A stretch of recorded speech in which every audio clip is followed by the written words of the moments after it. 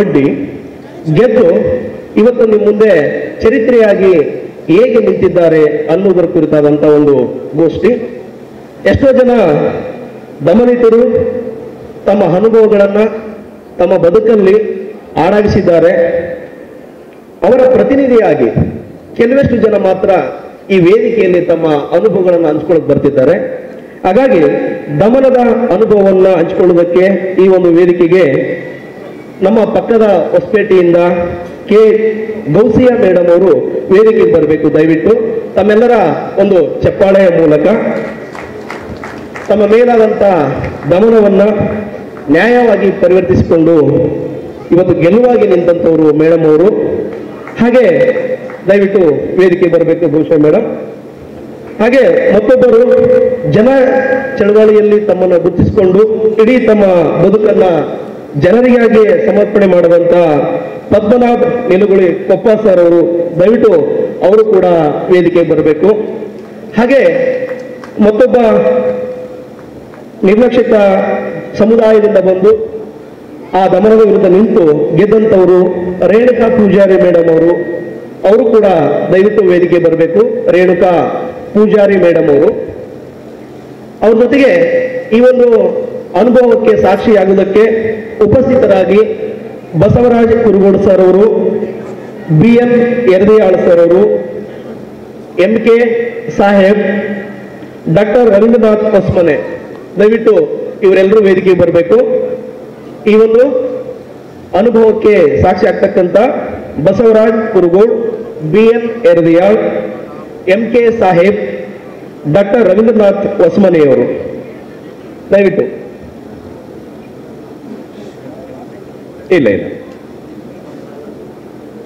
S,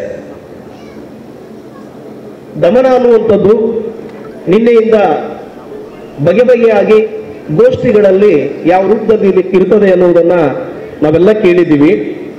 ಯಾಕೆ ಅಂದ್ರೆ ನಾವೆಲ್ಲ ಡೆಮಾಕ್ರೆಟಿಕ್ ರಾಷ್ಟ್ರದಲ್ಲಿ ಇದ್ದೀವಿ ಅಂತ ಅನ್ಕೊಂಡಿದ್ದೀವಿ.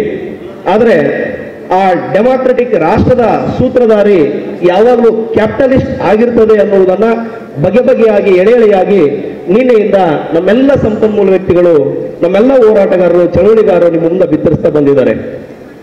ಆದ್ರೆ ಆ ದಮನಕ್ಕೆ ಪ್ರತಿರೋಧ ಒಡ್ಬೇಕಂದ್ರೆ ದಿಟ್ಟತನ ಅನ್ನೋದು ಬಹಳ ಮುಖ್ಯ. ಜೊತೆಗೆ ಆತ್ಮ ವಿಶ್ವಾಸ, ಗೆದ್ದೆ ಗೆಲ್ತೀನಿ ಅನ್ನುವಂಥ ಹಂಬಲ ಮತ್ತು ಬದ್ಧತೆ, ಇವೆಲ್ಲವನ್ನ ಒಳಗೊಂಡಂತವರು ಬಹಳ ಜನ ನಮ್ಮ ಸಮಾಜದಲ್ಲಿದ್ದಾರೆ.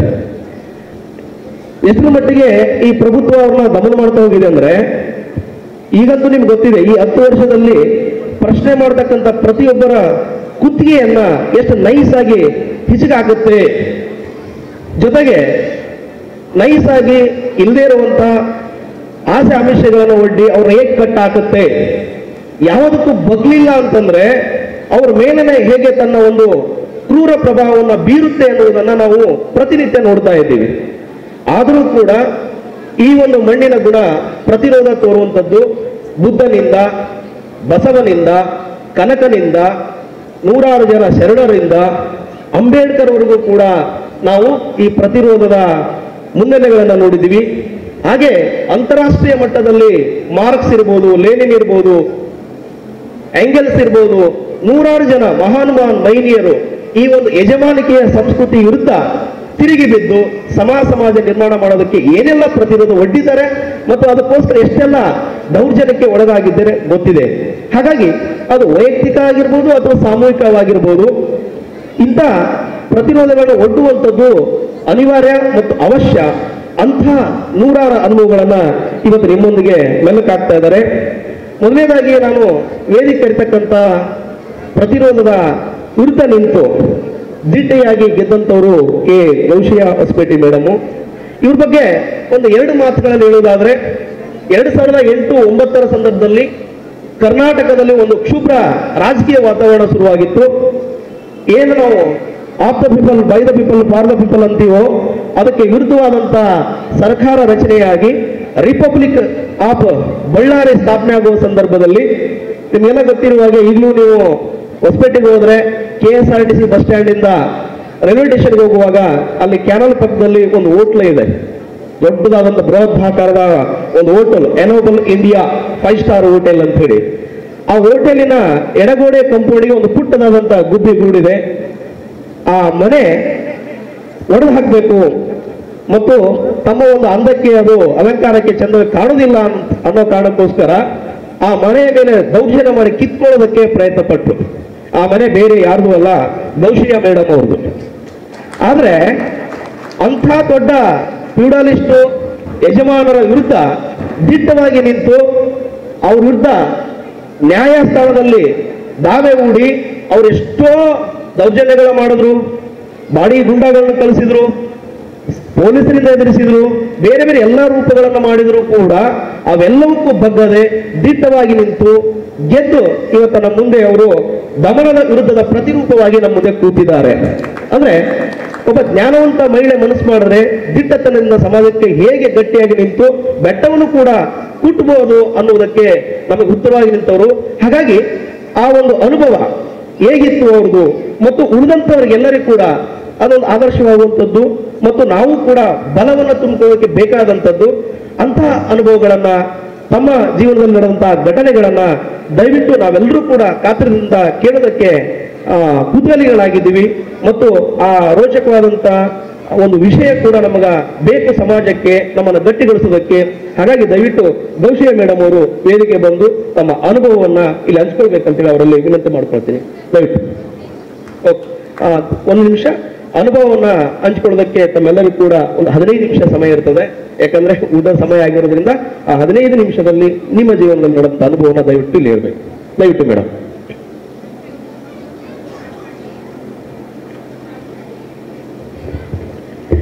मोहतरम सदर जलसा, मेहमानान खुसूसी और असातिज़ा इकराम, अस्सलाम वालेकुम वरहमतुल्लाहि बरकातहू। मेरा नाम एम गौसिया खान है। मैं हॉस्पिट से हूँ। मैं हॉस्पिट की रहने वाली हूँ।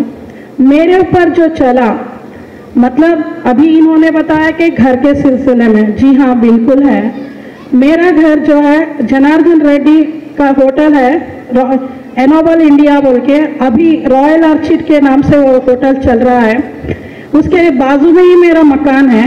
उसको लेते हुए हमारे 2008 में एक मसला खड़ा हुआ कि जनार्दन रेड्डी, श्रीरामुलु और हमारे एमएलए, हॉस्पिटल के एमएलए आनंद सिंह, उन्होंने हमारी जगह लेने के लिए और हमारा मकान खरीदने के लिए हम लोगों पे और मेरे फादर पे और मेरी पूरी फैमिली पे उन्होंने बहुत से एलिगेशंस किए और इलीगली स्नैच करने के वास्ते में भी उन्होंने बहुत सी कोशिशें की, लगातार कोशिशें की। जैसे कि रॉडिज्म करना, वो लोग उस टाइम पे रिपब्लिक बल्लारी बोल के माने जाते थे ना, तो उस उन्होंने क्या किया, political influence, money influence and muscles influence, तीनों को भी इस्तेमाल किया। जिसके चलते मैं घबराई नहीं। मैं सिर्फ यही बोली कि एक एमएलए बनना या मिनिस्टर बनना बोले तो भी पब्लिक की जरूरत है। बिना पब्लिक के कोई एमएलए या एमपी या मिनिस्टर बन सकता है क्या? नहीं बन सकता, क्योंकि हम लोग एक वोट देने की वजह से वो एमएलए बनता। अगर उसको हम वोट नहीं देंगे तो कैसा बनेगा?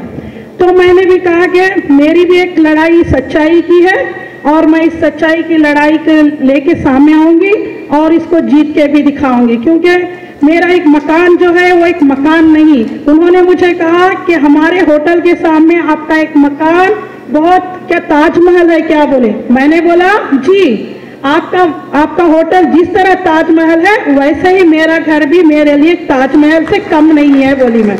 तो उन्होंने मेरे पे पुलिस भेजे। मेरे हॉस्पिटल के अंदर जितने भी पुलिस डिपार्टमेंट के लोग थे उस टाइम पे विथ राइफल के साथ मेरे घर के सामने खड़े रहे और मुझ पे अटैक्स किए और इलीगल मेरे पे वारंट्स लेके आए और वारंट लेके आके मेरे फादर को, मेरे मदर को हरास किया और उनको बोले कि अगर वो लड़की को हम लोग अरेस्ट नहीं किए तो आपको लेके जाएंगे, ऐसा किए। तो मैंने भी क्या कि अगर आप पुलिस पीपल्स हो के एक कॉमन लेडी को आप रक्षण देने के बजाय कॉमन लेडी को अरेस्ट करते बोले तो पॉलिटिकल इन्फ्लुएंस अभी बढ़ेगा, जिसके चलते वो लोग और बढ़ेंगे और अत्याचार करेंगे और जबरदस्ती करेंगे और गाली गलौज देंगे। तो कॉमन इंसान कहाँ जाएगा और किससे पूछेगा कि मुझे इंसाफ दो? आज के दौर में इंसाफ नहीं है। हम जब लड़ेंगे, हम लोग सामने आएंगे, तभी हमको इंसाफ मिलेगा, तब उसके बिना हमारे को इंसाफ नहीं मिलेगा। तो मैंने भी ठान लिया कि आप बहुत बड़े पॉलिटिकल इन्फ्लुएंस रखते हैं, मैं जानती हूँ, क्योंकि बल्लारी में जितने भी लोग हैं, या not only Ballari, all Karnataka will be afraid about you, but I am not afraiding about you, because my fight is justice, so that I am fighting against the Reddy brothers, and I got a win also this case, and I am staying in my house also nowadays. And अभी जो ये हो रहा है कि fight करना है, legally जगह करना है, इलीगल करने की जरूरत नहीं है, ये कहते हुए मैं एक छोटी सी तकरीर यहाँ पे खत्म कर दी हूँ। Thank you very much. Thank you madam, ತಮ್ಮ ಅನುಭವವನ್ನು ಎಲ್ಲರ ಮುಂದೆ ಹಂಚ್ಕೊಂಡಿದ್ದಕ್ಕಾಗಿ. ಎರಡನೇದಾಗಿ ಪದ್ಮನಾಭ ನೀಲಗುಳಿ ಸರ್, ಕೊಪ್ಪದವರು, ಇವ್ರ ಬಗ್ಗೆ ಒಂದೆರಡು ಮಾತುಗಳಲ್ಲಿ ಹೇಳುವುದಾದರೆ, ಏನು ನಮ್ಮ ಮಲೆನಾಡು ಭಾಗದಲ್ಲಿ ಇರ್ತಕ್ಕಂಥ ಆದಿವಾಸಿಗಳ ಒಂದು ಬದುಕು ಬವಣೆಯನ್ನ ಎಕ್ಸ್ಪೋಸ್ ಮಾಡೋದ್ರಲ್ಲಿ ಇವರು ಕೂಡ ಒಬ್ಬರಂದ್ರೆ ತಪ್ಪಾಗ್ಲಿಕ್ಕಿಲ್ಲ. ತುಂಗಮೂಲ ಹೋರಾಟ ಇರ್ಬೋದು, ಹಾಗೆ ಕುದುರೆ ಮುಖದ ಗಣಿಗಾರಿಕೆ ವಿರುದ್ಧದ ಹೋರಾಟ ಇರ್ಬೋದು, ಒಟ್ಟಾರೆಯಾಗಿ ದಮನಿತರಾಗಿದ್ದಂಥ ಜನರ ಪರವಾಗಿ, ಜನರ ಒಂದು ನೋವಿನ ಪರವಾಗಿ ಹೋರಾಟ ಮಾಡಿದಂಥವರು ಪದ್ಮನಾಭ ನೀಲಗುಳಿ ಸರ್. ಇದಕ್ಕೋಸ್ಕರ ಸರ್ಕಾರದಿಂದ 16 ಕೇಸ್ ಹಾಕಿಕೊಂಡವರು, ವರ್ಷಾನುಗಟ್ಟಲೆ ಜೈಲಲ್ಲಿದ್ದವರು, ಜೊತೆಗೆ ಈ ಸಮಾಜಕ್ಕೆ ತಮ್ಮ ಕಾಲನ್ನೇ ಅವರು ಕೊಟ್ಟಂತವರು. ಹಾಗಾಗಿ ಅವರ ಅನುಭವ ಕೂಡ ನಮಗೆ ತುಂಬಾ ಮುಖ್ಯ. ದಯವಿಟ್ಟು ಅವರು ಕೂಡ ವೇದಿಕೆಗೆ ಬಂದು ತಮ್ಮ ಹೋರಾಟದ ಅನುಭವಗಳನ್ನು ಹಂಚಿಕೊಳ್ಬೇಕು. ಪದ್ಮನಾಭ ನೀಲಗುಳಿ ಸರ್.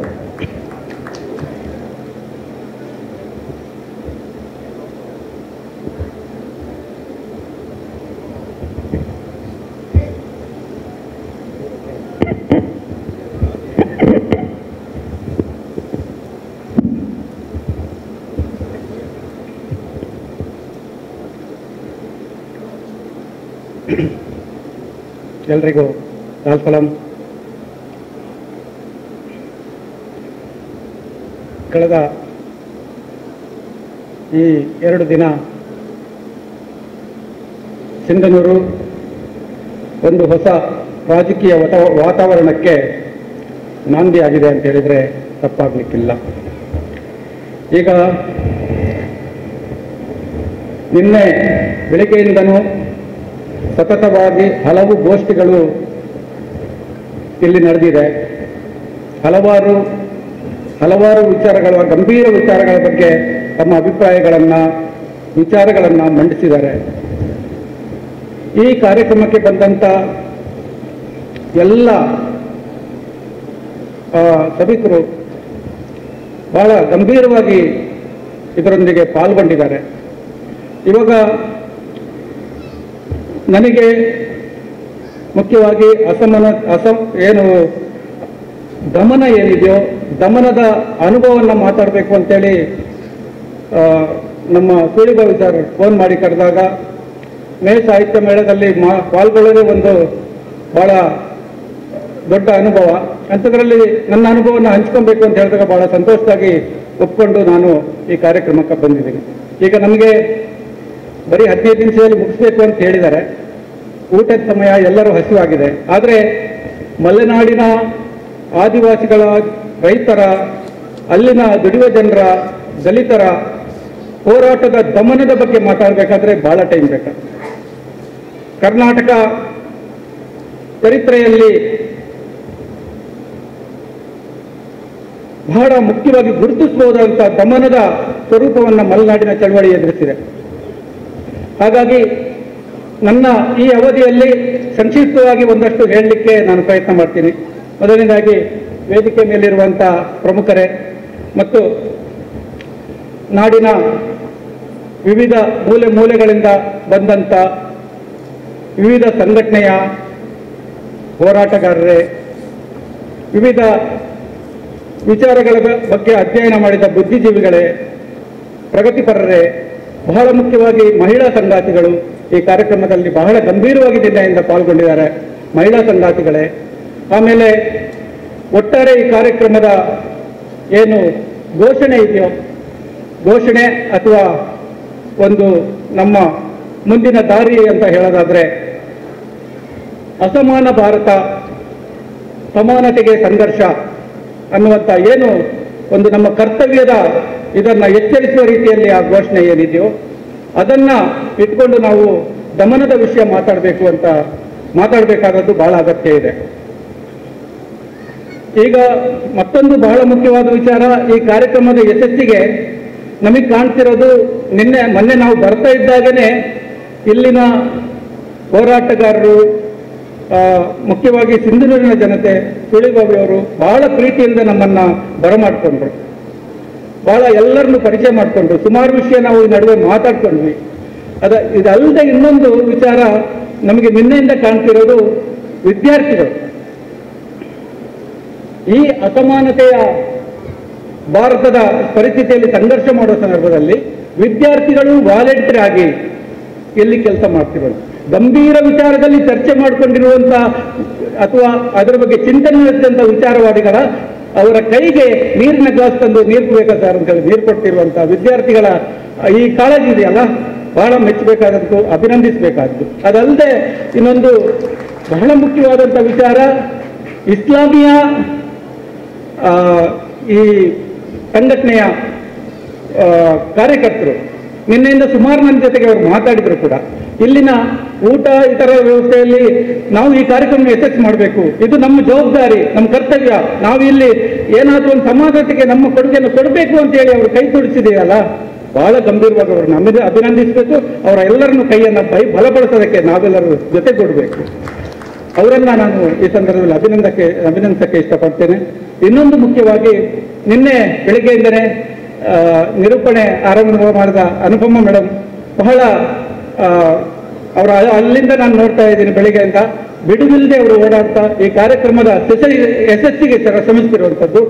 ಸುಳಿಬಾವಿ ಸರ್ ಅವರು ಒಮ್ಮೆ ವೇದಿಕೆ ಬಳಿ, ಒಮ್ಮೆ ಅಡಿಗೆಯ ಬಳಿ, ಒಮ್ಮೆ ಪುಸ್ತಕ ಮಳಿಗೆ ಬಳಿ, ಸಭೆಯ ಮಧ್ಯ ಬಂದು ಅವರು ಎಲ್ಲರನ್ನೂ ಕೂಡ ಗಮನಿಸ್ತಾ ಇದ್ದಿದ್ದು ಬಹಳ ಅವರು ಅಭಿನಂದನಾರ್ಹ ಒಂದು ವಿಚಾರ ಅಂತೇಳಿ ನಾನು ಈ ಸಂದರ್ಭದಲ್ಲಿ ಹೇಳ್ತಾ ವಿಚಾರಕ್ಕೆ ಬರ್ತೀನಿ. ಇನ್ನೊಂದು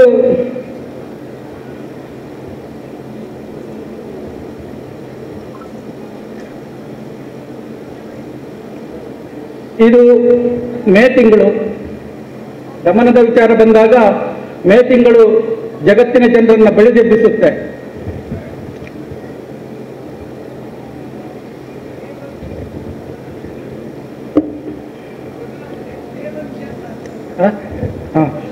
ಆಯ್ತು, ಬಂದೆ. ಇದು ಹೇಳ್ಕೊಳ್ತೇ ಮಾತಾಡ್ಲಿಕ್ಕಾಗಲ್ಲ. ಹಾಗಾಗಿ ಮೇ ತಿಂಗಳು ನಮಗೆ ಕಾರ್ಮಿಕರ ವಿಜಯದ ದಿನ ಆಚರಿಸುವಂಥ ಒಂದು ಸಂದರ್ಭ. ಕಾರ್ಮಿಕರು 18 ಗಂಟೆಯಿಂದ 16-18 ಗಂಟೆ ದುಡಿಮೆಯಿಂದ 8 ಗಂಟೆ ಬೇಡಿಕೆ ಇಟ್ಟು ಹೋರಾಡಿದಾಗ ಯಾವ ಪ್ರಭುತ್ವ ರಕ್ತದ ಕೋಡಿ ಹರಿಸಿತ್ತೋ ಅದೇ ಪ್ರಭುತ್ವ ಇವತ್ತು, ಅದೇ ಶೋಷಕ ವರ್ಗದ ಪ್ರಭುತ್ವ ಪ್ರಪಂಚಾದ್ಯಂತ ಆಳ್ವಿಕೆ ನಡೆಸ್ತಾ ಇದೆ. ಇದು ನಾವೆಲ್ಲರೂ ಗಮನಿಸಬೇಕು. ಪ್ರಭುತ್ವ ಯಾವ ವರ್ಗದ ಪ್ರಭುತ್ವ ಅಧಿಕಾರದಲ್ಲಿದೆಯೋ ಅಲ್ಲಿ ಶೋಷಿತ ಜನಕ್ಕೆ, ದಮನಿತ ಜನಕ್ಕೆ ಗಮನ ಇದ್ದೇ ಇರುತ್ತೆ. ಹಾಗಾಗಿ ನಿನ್ನೆ ಮಾತಾಡ್ತಾ ಕಾಮ್ರೇಡ್ ವೇಣುಗೋಪಾಲ್ ಅವರು ಬಹಳ ಸ್ಪಷ್ಟವಾಗಿ ಶತ್ರುವನ್ನ ಅಥವಾ ಶೋಷಕ ವರ್ಗವನ್ನ ಅಥವಾ ಪ್ರಭುತ್ವದ ಗುಣವನ್ನ ನಾವು ಹೇಗೆ ಅರ್ಥ ಮಾಡಬೇಕು ಅಂತೇಳಿ ಮಾತಾಡಿದ್ದು. ಪ್ರಭುತ್ವ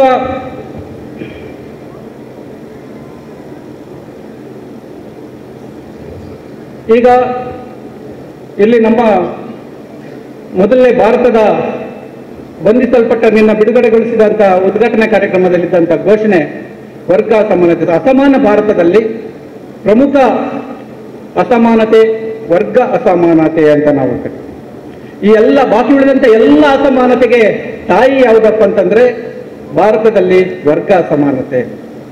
ವರ್ಗ ಶೋಷಣೆ ಇರುವ ಕಾರಣದಿಂದ ಬಾಕಿ ಉಳಿದ ಎಲ್ಲ, ಅದು ಜಾತಿ ಸಮಸ್ಯೆ ಇರ್ಬೋದು, ಪುರುಷಾಧಿಪತ್ಯದ ಸಮಸ್ಯೆ ಇರ್ಬೋದು, ಅದು ಭಾಷೆ ಸಮಸ್ಯೆ ಇರ್ಬೋದು, ಗಡಿ ಸಮಸ್ಯೆ ಇರ್ಬೋದು, ಈ ತರ ಎಲ್ಲ ಸಮಸ್ಯೆಯನ್ನು ವರ್ಗ ಹಿತಾಸಕ್ತಿಗೆ ಅನುಗುಣವಾಗಿ ಇಲ್ಲಿ ನಿಯಂತ್ರಿಸಲಾಗ್ತಾ ಇದೆ. ಹಾಗಾಗಿ ನಾವು ಇವತ್ತು ಬಹಳ ಮುಖ್ಯವಾಗಿ ಈ ಒಂದು ವರ್ಗದ ದೃಷ್ಟಿಕೋನದಲ್ಲಿ ನಾವು ದಮನವನ್ನು ಅರ್ಥ ಮಾಡ್ಕೊಬೇಕು ಅಂತೇಳಿ ನಾನು ಈ ಸಂದರ್ಭದಲ್ಲಿ ಹೇಳ್ತಾ ಒಂದೇ ಒಂದು ಉದಾಹರಣೆ ನಾನು ಇದು ಏನು ಪ್ರಭುತ್ವ ದಮನಕ್ಕೆ ಒಂದು ಉದಾಹರಣೆಯನ್ನು ಕೊಡಬೇಕಂತಿರೋದು ನಮ್ಗೆಲ್ಲರಿಗೂ ಗೊತ್ತಿರುವಂಗೆ ಕೆಲವು ವರ್ಷದ ಹಿಂದೆ ತೂತುಕುಡಿಯಲ್ಲಿ ಮಾಲಿನ್ಯ ಫ್ಯಾಕ್ಟರಿಯ ಮಾಲಿನ್ಯದಿಂದ ಅಲ್ಲಿನ ರೈತಾಪಿ ಕಾರ್ಮಿಕರ ಮೇಲೆ ಅತ್ಯಂತ ಗಂಭೀರವಾದಂಥ ಪರಿಣಾಮ ಬೀರುತ್ತೆ. ಅಲ್ಲಿ ಅವರಿಗೆ ಹಲವು ಆರೋಗ್ಯದ ಸಮಸ್ಯೆಗಳು ಏರ್ಪಡುತ್ತೆ. ಅಂಥ ಸಂದರ್ಭದಲ್ಲಿ ರೈತ ಕಾರ್ಮಿಕರು ಹೋರಾಟಕ್ಕಿಳಿದಾಗ ಪ್ರಭುತ್ವ ಕೈಗೊಂಡಂಥ ಕ್ರಮ ಏನಂತಂದ್ರೆ ದಮನಿಸ್ಲಿಕ್ಕೆ ಮಾಡಿದ್ದು ಗೋಲಿಬಾರ್. ದಯನೀಯವಾಗಿ 13 ಜನ ರೈತ ಕಾರ್ಮಿಕರನ್ನು ಹತ್ಯೆ ಮಾಡ್ತಾರೆ. ಪ್ರಭುತ್ವ ಯಾವ ಪಕ್ಷ ಅವರು ದಿಟ್ಟವಾಗಿ ನಾವು ದಮನಿಸಿದೀವಿ, ನಿಯಂತ್ರಿಸಿದೀವಿ ಅಂತ ಹೆಮ್ಮೆ ಪಟ್ಕೊಂಡ್ರು. ಆದರೆ ಇದು ನಾವು ಗುರುತಿಸಬೇಕು. ಪ್ರಭುತ್ವದ ಗುಣ ಅದು ಎಷ್ಟು ಮಟ್ಟಕ್ಕಂದ್ರೆ ಕಾರ್ಮಿಕರ ಸಾಮಾನ್ಯ ಅತ್ಯಂತ ಅವರು ಶಾಂತಿಯುತವಾಗಿ ಏನು ಹೋರಾಟ ನಡೆಸಿದ್ರು ಅವ್ರ ಮೇಲೆ ಗುಂಡಿನ ಮಳೆ ಬರೆದು 13 ಜನರನ್ನ ಹತ್ಯೆಗೈದರು. ಈ ಹೋರಾಟವನ್ನ ಖಂಡಿಸಿ ನಾವು ಚಿಕ್ಕಮಗಳೂರಿನಲ್ಲಿ ಒಂದು ಪ್ರತಿಭಟನೆ ಮಾಡಿದ್ವಿ. ಆ ಪ್ರತಿಭಟನೆಯಲ್ಲಿ ಪ್ರಭುತ್ವದ ಕ್ರೌರ್ಯ, ಪ್ರಭುತ್ವದ ಗೋಲಿಬಾರ್, ಗೋಚರದ ಏನು ಜಗತ್ತಿನಾದ್ಯಂತ ಅದರ ಚರಿತ್ರೆ ಏನಿದೆ, ಅದರ ಪರಂಪರೆ ಏನಿದೆ ಅನ್ನೋದನ್ನು ನಾನು ಭಾಷಣದಲ್ಲಿ ಮಾತಾಡಿದಾಗ ಅದನ್ನು ಗಮನದಲ್ಲಿಟ್ಕೊಂಡು ನನಗೆ ಇನ್ನೊಂದು 4 ಸೇರ್ಸನ್ನ ಹಳೆ ಕೇಸು ಅಂತ ಸೇರಿಸಿ ನನ್ನನ್ನು ಮತ್ತೊಮ್ಮೆ ಬಂಧಿಸಿ ನನ್ನನ್ನು ಬೆಳಗಾಂ ಜೈಲಿಗೆ ಅಟ್ಲಾಯಿತು. ನಾನು ಮತ್ತೆ 5-6 ತಿಂಗಳು ಜೈಲಲ್ಲಿದ್ದು ಬರಬೇಕಾದಂಥ ಒಂದು ಪರಿಸ್ಥಿತಿ ನಿರ್ಮಾಣ ಆಯಿತು. ಈ ಅಂಶವನ್ನು ನಾನು ಯಾಕೆ ಹೇಳ್ತೀನಿ ಅಂದರೆ ಪ್ರಭುತ್ವ ಎಂಥ ಕ್ರೌರ್ಯವನ್ನ ನಡೆಸುತ್ತೆ ಅನ್ನೋದಕ್ಕೆ ಪ್ರಜಾಪ್ರಭುತ್ವ ಅಂತ ನಾವು ಹೇಳ್ತೀವಿ. ಪ್ರಜಾಪ್ರಭುತ್ವದ ಹೆಸರಲ್ಲಿ ಪ್ರಭುತ್ವ ಸರ್ವಾಧಿಕಾರಿ ಆಗಿದ್ದಾಗ ಜನತೆಯ ಮೇಲೆ ಅದು ಯಾವುದೇ ಪ್ರಜಾಪ್ರಭುತ್ವ ಜನರಿಗೆ ಪ್ರಜಾತಂತ್ರ ಇಲ್ಲದೆ ಶೋಷಕ ವರ್ಗಕ್ಕೆ ಅವರ ಹಿತಾಸಕ್ತಿ ಕಾಯುವಂಥವರಿಗೆ ಮಾತ್ರ ಅವರು ಪ್ರಜಾತಂತ್ರವನ್ನ ಅವರು ಕೊಡ್ತಾರೆ. ಜನತೆಗೆ ಪ್ರಜಾತಂತ್ರ ಇಲ್ಲಿ ಇರೋದಿಲ್ಲ ಅನ್ನೋದನ್ನ ಈ ಸಂದರ್ಭದಲ್ಲಿ ಅದನ್ನು ಅರ್ಥ ಮಾಡ್ಕೊಳ್ಬೇಕು ಅಂತೇಳಿ ನಾನು ಹೇಳ್ತೀನಿ. ಈಗ ನಾನು ನೇರವಾಗಿ ಈಗ ಪಶ್ಚಿಮ ಘಟ್ಟ ವಿಷಯಕ್ಕೆ ಬರೋದಾದ್ರೆ, ನಾವು ಕೆಲಸ ಮಾಡಿದ ಪ್ರದೇಶಕ್ಕೆ ಬರುವುದಾದ್ರೆ, ಸಿಂಧೂರಿನಲ್ಲಿ ಈ ಕಾರ್ಯಕ್ರಮ ನಡೆಸಿರುವಂತಹ ಒಂದು ಸಂದರ್ಭದಲ್ಲಿ ಸಿಂಧನೂರಿಗೂ ಅಥವಾ ಬಯಲ್ನಾಡಿನ ಈ ಪ್ರದೇಶಕ್ಕೂ ಪಶ್ಚಿಮ ಘಟ್ಟಕ್ಕೂ ಅವಿನಾಭಾವ ಸಂಬಂಧ ಇದೆ. ಈಗಾಗಲೇ ಗೊರಬಾಳ್ ಸರ್ ಮಾತಾಡುವಾಗ ಹೇಳಿದ್ರು, ಇಲ್ಲಿ ಬಹುಪಾಲು ಹೆಚ್ಚು ನೀರಾವರಿಯಾದಂಥ ಪ್ರದೇಶ ಅಂತಂದ್ರೆ ಅದು ನಮ್ಮ ಈ ಭಾಗ ಅಂತೇಳಿ. ಇಲ್ಲಿ ನೀರಾವರಿ ಆಗ್ಬೇಕಂತಂದ್ರೆ ಅದಕ್ಕೆ ಕಾರಣ ಆಗಿರುವಂಥದ್ದು ಅಲ್ಲಿ ಹುಟ್ಟುವಂತ ಮಲೆನಾಡಿನ ಮಧ್ಯಭಾಗದಲ್ಲಿ ಹುಟ್ಟುವಂತ ತುಂಗಾ ನದಿ, ತುಂಗಾ ಮತ್ತು ಭದ್ರಾ ನದಿಗಳು ಕಾರಣ. ಈ ತುಂಗಾ ಮತ್ತು ಭದ್ರಾ ನದಿಗೆ ಅಪಾಯ ಆದಂಥ ಸಂದರ್ಭದಲ್ಲಿ ಅದಕ್ಕೆ ಹಲವಾರು ಹೋರಾಟಗಳು ನಡೆಯಿತು. ಯಾಕೆ ನಾನು ಇದನ್ನ ಹೇಳ್ತಿದ್ದೀನಿ ಅಂತಂದ್ರೆ, ಈ ಹೋರಾಟ ಬರೀ ಮಲೆನಾಡಿಗರ ಹೋರಾಟ ಅಲ್ಲ. ಈ ಹೋರಾಟದಲ್ಲಿ ಪ್ರಾಣದ ಹಂಗುತವರು ತೊರೆದು ತ್ಯಾಗ ಮಾಡಿದಂತ ಸಿಂಧನೂರಿನ ಸಂಗಾತಿಗಳನ್ನ ಇಲ್ಲಿ ಗುರುತಿಸಬೇಕು ಅನ್ನೋ ಕಾರಣಕ್ಕೆ ನಾನು ಇದನ್ನ ಹೇಳ್ತಾ ಇದ್ದೀನಿ. ಸಿಂಧನೂರಿನಿಂದ ಬಂದಂತ ಹಲವು ಜನ ಕಾಮ್ರೇಡ್ಸ್ ರಾಯಚೂರು ಜಿಲ್ಲೆಯಿಂದ, ಸಿಂಧೂರಿನಿಂದ ಬಂದು ಆ ಹೋರಾಟದಲ್ಲಿ ಪಾಲ್ಗೊಳ್ತಾರೆ. ಅದಲ್ಲದೆ ಮುಖ್ಯವಾಗಿ 3 ಜನ ಸಂಗಾತಿಗಳು ಸಿಂಧನೂರು ತಾಲೂಕಿನವರು ಪ್ರಾಣಾರ್ಪಣೆ ಮಾಡಿದಂಥವ್ರು, ರಕ್ತ ಚೆಲ್ಲಿದಂಥವ್ರನ್ನು ನಾವು ಖಂಡಿತ ನೆನಪಿಸಲೇಬೇಕು. ಹಾಜಿಮಾ, ಶಿವಲಿಂಗು, ಚೆನ್ನಪ್ಪ ಅವರು ಯಾವುದೇ ಸ್ವಾರ್ಥಕ್ಕಾಗಿ ಮಲೆನಾಡಿಗೆ ಬಂದಿದ್ದಲ್ಲ. ಈ ನೆಲದ ಅಸಮಾನತೆ ತೊಲಗಬೇಕು, ಈ ನೆಲದ ಏನು ಈ ಶೋಷಣೆ ಕೊನೆಗೊಳ್ಳಬೇಕು, ಇಲ್ಲಿ ಸಮಾನತೆ ಪ್ರಭುತ್ವ ನೆಲೆಗೊಳ್ಳಬೇಕು ಅಂತೇಳಿ ಮಲೆನಾಡಿನ ರೈತಾಪಿ ಹೋರಾಟದ ಜೊತೆಗೆ ಕೈಗೂಡಿಸಿದ್ರು. ಆ ಹೋರಾಟದಲ್ಲಿ ಪ್ರಭುತ್ವ ಅತ್ಯಂತ ದಯಾನಯವಾಗಿ ಅವರನ್ನು ಹತ್ಯೆ ಮಾಡಿತು. ಈ ಸಂದರ್ಭದಲ್ಲಿ ಆ ಸಂಗಾತಿಗಳನ್ನು ನಾನು ನೆನೆಯುತ್ತಾ ಅವರಿಗೆ ಗೌರವ ಒಂದನ್ನು ಸಲ್ಲಿಸಿ ನಾನು ಮಾತನ್ನು ಮುಂದುವರಿಸಬೇಕು ಅಂತೇಳಿ ಬಯಸ್ತೀನಿ.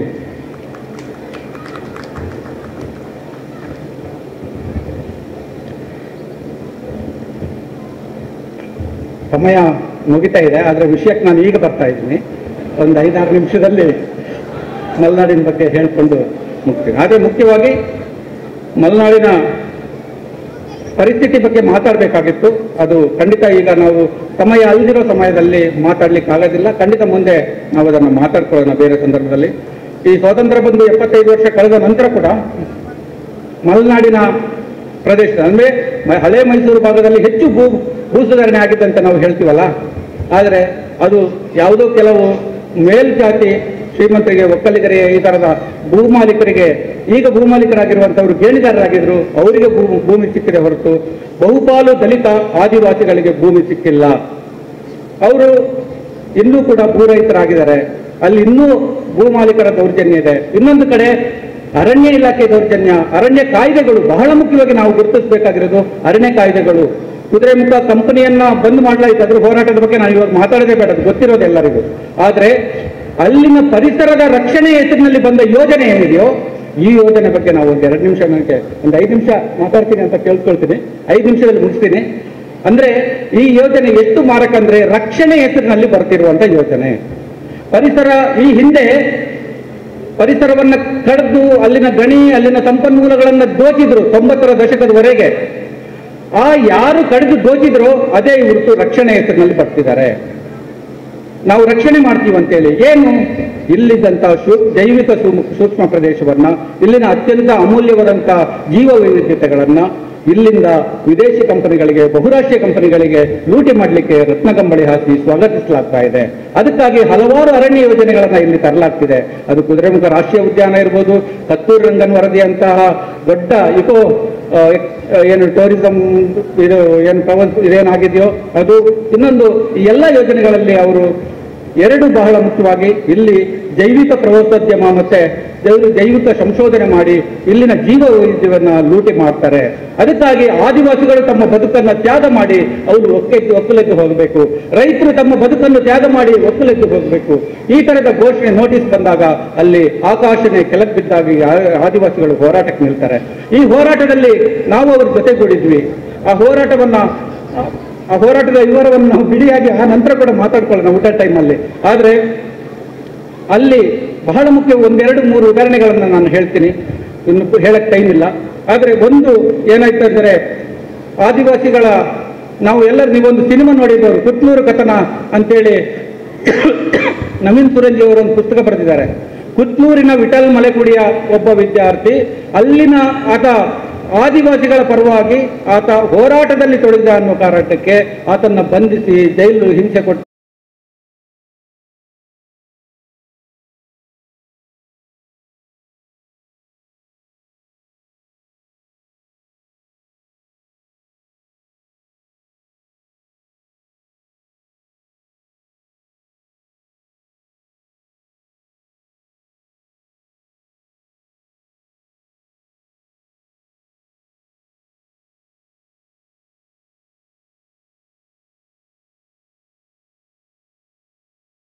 ಮಾಡಿದ್ದಾರೆ. ಇತ್ತೀಚೆಗೆ ಮೊನ್ನೆ ವಿಕ್ರಮ್ ಗೌಡ ಆದಿವಾಸಿ ಮಲೆಕುಡಿಯ ಅವರನ್ನ ಹತ್ಯೆ ಮಾಡಿದ್ದಾರೆ. ಈ ರೀತಿಯ ಕ್ರೂರವಾದ ಹತ್ಯೆ ಮಾಡುವಂತ ದಮನಕಾಂಡವನ್ನು ಮಾಡ್ತಾ ಬಂದಿದ್ದಾರೆ. ಇನ್ನೊಂದು ಬಹಳ ಮುಖ್ಯವಾಗಿ ಹೇಳಬೇಕು ಇರುವಂತೂ ಕೂಡ್ಲು ಎನ್ನುವಂತ ಹಳ್ಳಿ, ಕೂಡ್ಲು, ಒಣಗಾರ, ಅಜ್ಜೋಳ್ಳಿ ಅನ್ನುವಂತ ಆದಿವಾಸಿಗಳೇ ಪ್ರಧಾನವಾಗಿರುವಂತಹ ಹಳ್ಳಿಯಲ್ಲಿ ಅವರಿಗೆ ಸೀತಾ ನದಿ ತೀರದಲ್ಲಿ ಬದುಕುವಂತಹ ಆದಿವಾಸಿಗಳು ಎಲ್ಲರೂ ಮೀನು ಹಿಡಿಕ್ಲಿಕ್ಕೆ ಅಂತೇಳಿ ಅವರು ಒಂದು ಜೆಲೆಟಿನ್ ಕಟ್ಟಿಕೊಂಡು ಒಂದು ಸಣ್ಣ ಪೀಸ್ ಹಾಕಿ ಮೀನು ಹಿಡ್ಕೊಂಡು ಬರ್ತಾರೆ, 1-2 ಮೀನು ತಂದು ತಿನ್ನುವಂಥವ್ರು. ಆದರೆ ಅದನ್ನೇ ನೆಪ ಮಾಡಿಕೊಂಡು ಇವರು ನಕ್ಸಲರಿಗೆ ಮದ್ದುಗುಂಡನ್ನು ಸಪ್ಲೈ ಮಾಡ್ತಾರೆ ಅಂತೇಳಿ 10 ಜನ ಆದಿವಾಸಿಗಳನ್ನ, ಅದರಲ್ಲಿ 20 ವರ್ಷದ ಯುವಕರಿಂದ ಹಿಡಿದು 60 ವರ್ಷದ ವೃದ್ಧರವರೆಗಿದ್ರು, ಅವರನ್ನು ಬಂಧಿಸಿ ಜೈಲಲ್ಲಿ ಇಟ್ಟು ನಾನಾ ಥರದ ಹಿಂಸೆ ಕೊಟ್ಟರು. ಅವರ ಇಡೀ ಮನೆ ಬೀದಿ ಪಾಲಿಗೆ ಆಗುವಂಗಾಯ್ತು. ಮನೆಯಲ್ಲಿ ಯಾರು ನಿಯಂತ್ರಿಸಬಲ್ಲರೋ, ಕಾಡುತ್ಪತ್ತಿ ಮಾಡಕ್ಕೆ ಯಾರು ಹೋಗ್ತಾರೋ ಅವರೆಲ್ಲರೂ ಏನು ಜೈಲಲ್ಲಿ ಅವ್ರ ಮಕ್ಕಳಿಗೆ, ಅವರ ಮನೆಯವರಿಗೆ ಅನ್ನ ಕೊಡೋರಿಲ್ಲ. ಇನ್ನೊಂದು ಕಡೆ ಅರಣ್ಯ ಇಲಾಖೆ ದೌರ್ಜನ್ಯ, ಇನ್ನೊಂದು ಕಡೆ ಪೊಲೀಸರ ಕಿರುಕುಳ. ಈ ರೀತಿಯಾಗಿ ಎಷ್ಟು ಕ್ರೌರ್ಯವನ್ನು ಮೆರೆದಾರಂದ್ರೆ ಮಲೆನಾಡಿನಲ್ಲಿ. ಇದನ್ನ ನಾವು ಇನ್ನೂ ನಿಧಾನವಾಗಿ ಮಾತಾಡಬೇಕು ಈ ವಿಚಾರಗಳು. ಅಂದ್ರೆ ದಮನಕ್ಕೆ ಅದು ಯಾವ ರೀತಿಯೆಲ್ಲ ದಮನ ಮಾಡಬಹುದೋ ಅದೆಲ್ಲವನ್ನು ಚಳವಳಿಯೊಂದು ಬೆಳೆಯುತ್ತೆ ಅಂತಂದ್ರೆ ಶೋಷಕ ವರ್ಗದ ಹಿತಕ್ಕಾಗಿ ಯಾವ ಮಟ್ಟಕ್ಕೆ ಇಳಿತಾರೆ ಅನ್ನೋದಕ್ಕೆ ಈ ಘಟನೆಗಳು ಸಾಕ್ಷಿ ಅಂತ ಹೇಳಿ ಹೇಳ್ತಾ, ಇನ್ನೊಂದು ಬಹಳ ಮುಖ್ಯವಾಗಿ ಎಲ್ಲರಿಗೂ ಗೊತ್ತಿರುವ ಘಟನೆ ಒಡೆಯರ್ ಮಠ ಅಂತೇಳಿ ಒಂದು ಹಳ್ಳಿ. ಆ ಹಳ್ಳಿಯಲ್ಲಿ 4 ಜನ ಆದಿವಾಸಿಗಳನ್ನ ಹತ್ಯೆ ಮಾಡ್ತಾರೆ. ಇದೇ ಕುಮಾರಸ್ವಾಮಿ ಸರ್ಕಾರ ಇದ್ದಂತ ಸಂದರ್ಭದಲ್ಲಿ ಇಲ್ಲಿ ನಮ್ಮ ಕಾಮ್ರೇಡ್ ಚೆನ್ನಪ್ಪ ಅವರು ಊರಿಗೆ ಬಂದಿದ್ರು. ಅವ್ರ ಕೈಯಲ್ಲಿ ಆಯುಧ ಇಲ್ಲ, ಏನೂ ಇಲ್ಲ, ಸಿವಿಲ್ ಆಗಿ ಊರಿಗೆ ಬಂದಿದ್ದಾರೆ. ಅವರನ್ನು ಮಾತಾಡ್ಸ್ಲಿಕ್ಕಂತ ಮನೆಗೆ ಹೋದಂತ ಸಂದರ್ಭದಲ್ಲಿ ಅವರನ್ನು ಬಂಧಿಸಿ ಆದಿವಾಸಿಗಳನ್ನು ಒಳಗೊಂಡು ಇಡೀ ದಿನ ಅವರಿಗೆ ಟಾರ್ಚರ್ ಮಾಡಿ ಮಾರಣ ಹೋಮ ನಡೆಸ್ತಾರೆ. ಇದು ಯಾವ ಮಾನವ ಹಕ್ಕು ಸಂಘಟನೆಯೂ ಇದನ್ನು ಪ್ರಶ್ನೆ ಮಾಡಲಿಲ್ಲ. ಆದಿವಾಸಿಗಳಿಗೆ ಬದುಕುವ ಹಕ್ಕಿಲ್ವಾ? ಅವರಿಗೆ ಉಸಿರಾಡುವ ಹಕ್ಕಿಲ್ಲ, ಅವರಿಗೆ ಅವರ ಸ್ವಾತಂತ್ರ್ಯವನ್ನು ಕೇಳುವ ಹಕ್ಕಿಲ್ಲ. ಈ ಹಕ್ಕನ್ನು ಕೇಳಿದ್ರೆ ಅವರು ಹತ್ತಿಕ್ತಾರೆ, ಸಾಯಿಸ್ತಾರೆ, ಕೊಲೆ ಮಾಡ್ತಾರೆ. ಇದು ನಮ್ಮ ಪ್ರಭುತ್ವ, ಇದು ನಮ್ಮ ಪ್ರಭುತ್ವದ ಧೋರಣೆ. ಹಾಗಾಗಿ ಸಂಗಾತಿಗಳೇ, ನಾವೆಲ್ಲರೂ ಈ ತರದ ಒಂದು ಸಮಸ್ಯೆ ಬಂದಾಗ ಗಂಭೀರವಾಗಿ ಪರಿಗಣಿಸಬೇಕಾದಂತಹ ಅಗತ್ಯ ಇದೆ. ಇವತ್ತು ಇಲ್ಲಿ ನಾವೆಲ್ಲರೂ ಸೇರಿದವರು ಬಹಳ ಮುಖ್ಯ ಚಿಂತನೆ ಇರುವಂಥವರು. ಭವಿಷ್ಯದ ದಿನಗಳಲ್ಲಿ ಕರ್ನಾಟಕದ ನೆಲದಲ್ಲಿ ಭಾರತದ ಏನು ಸಮಾನತೆಗಾಗಿ ಸಂಘರ್ಷ ಎನ್ನುವಂಥ ಘೋಷಣೆ ಏನಿದೆಯೋ, ಕರ್ನಾಟಕದ ನೆಲದಲ್ಲಿ ನಾವು ಈ ಸಂಘರ್ಷವನ್ನು ಬಲಿಷ್ಠವಾಗಿ ಕಟ್ಟಬೇಕು. ದಮನ ಇಲ್ಲದಿರುವ ಕರ್ನಾಟಕವನ್ನು ಕಟ್ಟಲಿಕ್ಕೆ, ಆ ಮೂಲಕ ಭಾರತವನ್ನು ಬಲಿಷ್ಠವಾದಂಥ ಶೋಷಣೆ ರಹಿತ, ವರ್ಗ ರಹಿತ, ಎಲ್ಲರೂ ಸಮಾನವಾಗಿ, ಎಲ್ಲರೂ ಸಮಾನತೆಯಿಂದ, ಎಲ್ಲರೂ ನೆಮ್ಮದಿಯಿಂದ ಬದುಕುವಂತ ಒಂದು ಸಮಾಜವನ್ನು ಕಟ್ಟಲಿಕ್ಕೆ ಒಂದು ಐಕ್ಯ ಹೋರಾಟವನ್ನು ನಡೆಸೋಣ. ಅದರಲ್ಲಿ ಎಲ್ಲರೂ ನಾವು ನಮ್ಮ ಸೈದ್ಧಾಂತಿಕ ಸಣ್ಣ ಪುಟ್ಟ ಭಿನ್ನಾಭಿಪ್ರಾಯವನ್ನು ಚರ್ಚೆ ಮೂಲಕ ಬಗೆಹರಿಸಿಕೊಳ್ತಾ, ಪ್ರಧಾನವಾಗಿ ವರ್ಗಶತ್ರು ಯಾರು, ಪ್ರಧಾನ ಶತ್ರು ಎಲ್ಲರಿಗೂ ಯಾರು, ವರ್ಗಶತ್ರುವನ್ನು ಸರಿಯಾಗಿ ಗುರುತಿಸೋದ್ರ ಜೊತೆಗೆ, ಶತ್ರುವಿನ ನಡೆಯನ್ನು ಸರಿಯಾಗಿ ನಾವು ಅರ್ಥ ಮಾಡೋದ್ರ ಜೊತೆಗೆ, ಶತ್ರುವಿನವರಿಗೆ ನಾವೆಲ್ಲರೂ ಶೋಷಿತ ಸಮುದಾಯದವರು, ಶೋಷಿತ ಸಮಾಜದವರ ಪರವಾಗಿ ಕೈಗೂಡಿಸಿದವರು ನಾವೆಲ್ಲರೂ ಒಟ್ಟುಗೂಡಬೇಕು. ಇನ್ನೊಂದು ಮುಖ್ಯವಾಗಿ, ಕರ್ನಾಟಕದಲ್ಲಿ ಕಳೆದ 20 ವರ್ಷಗಳಿಂದ ಬುದ್ಧಿಜೀವಿ ವರ್ಗ ತನ್ನ ಚಾರಿತ್ರಿಕ ಕರ್ತವ್ಯವನ್ನು ಮರೆಮಾಚಿದೆ, ಅದನ್ನು ಮರೆತಿದೆ. ಹಾಗಾಗಿ ಅವರಿಗೊಂದು ಚಾರಿತ್ರಿಕ ಕರ್ತವ್ಯವಿದೆ ಬುದ್ಧಿಜೀವಿ ವರ್ಗಕ್ಕೆ. ಆ ಚಾರಿತ್ರಿಕ ಕರ್ತವ್ಯವನ್ನು ಬಲಪಡಿಸ್ಕೊಬೇಕು. ಅವರಿಗೆ ಸತ್ಯವನ್ನು ಜನಕ್ಕೆ ಹೇಳಬೇಕು, ಸಮಾಜಕ್ಕೆ ಹೇಳಬೇಕು. ಇದು ನಮ್ಮೆಲ್ಲರ ಒಂದು ದಿನ ಇದಾಗಬೇಕು. ಇಲ್ಲಿರುವಂಥ ಬುದ್ಧಿಜೀವಿಗಳೆಲ್ಲರೂ ಕೂಡ ಆ ನಿಟ್ಟಿನಲ್ಲಿ ಯೋಚನೆ ಮಾಡಬೇಕು ಅಂತ ಹೇಳ್ತಾ, ಬಾಕಿ ಉಳಿದ ಎಲ್ಲ ಸಂಗಾತಿಗಳು ಈ ನಿಟ್ಟಿನಲ್ಲಿ ತಮ್ಮ ಇದನ್ನ ಪ್ರಯತ್ನದಲ್ಲಿ ನಾವೆಲ್ಲರೂ ಒಂದುಗೂಡೋಣ ಅಂತ ಹೇಳಿ ಎಲ್ಲರಿಗೂ ಹೊಂದಿಸ್ತಾ, ಹೆಚ್ಚು ಮಾತಾಡೋದಕ್ಕೆ ಸಮಯವನ್ನು ತಗೊಂಡಕ್ಕೆ ಕ್ಷಮೆ ಕೋರ್ತಾ ನನ್ನ ಮಾತನ್ನು ಮುಗಿಸ್ತೇನೆ. ಲಾಸ್ಟರಂ.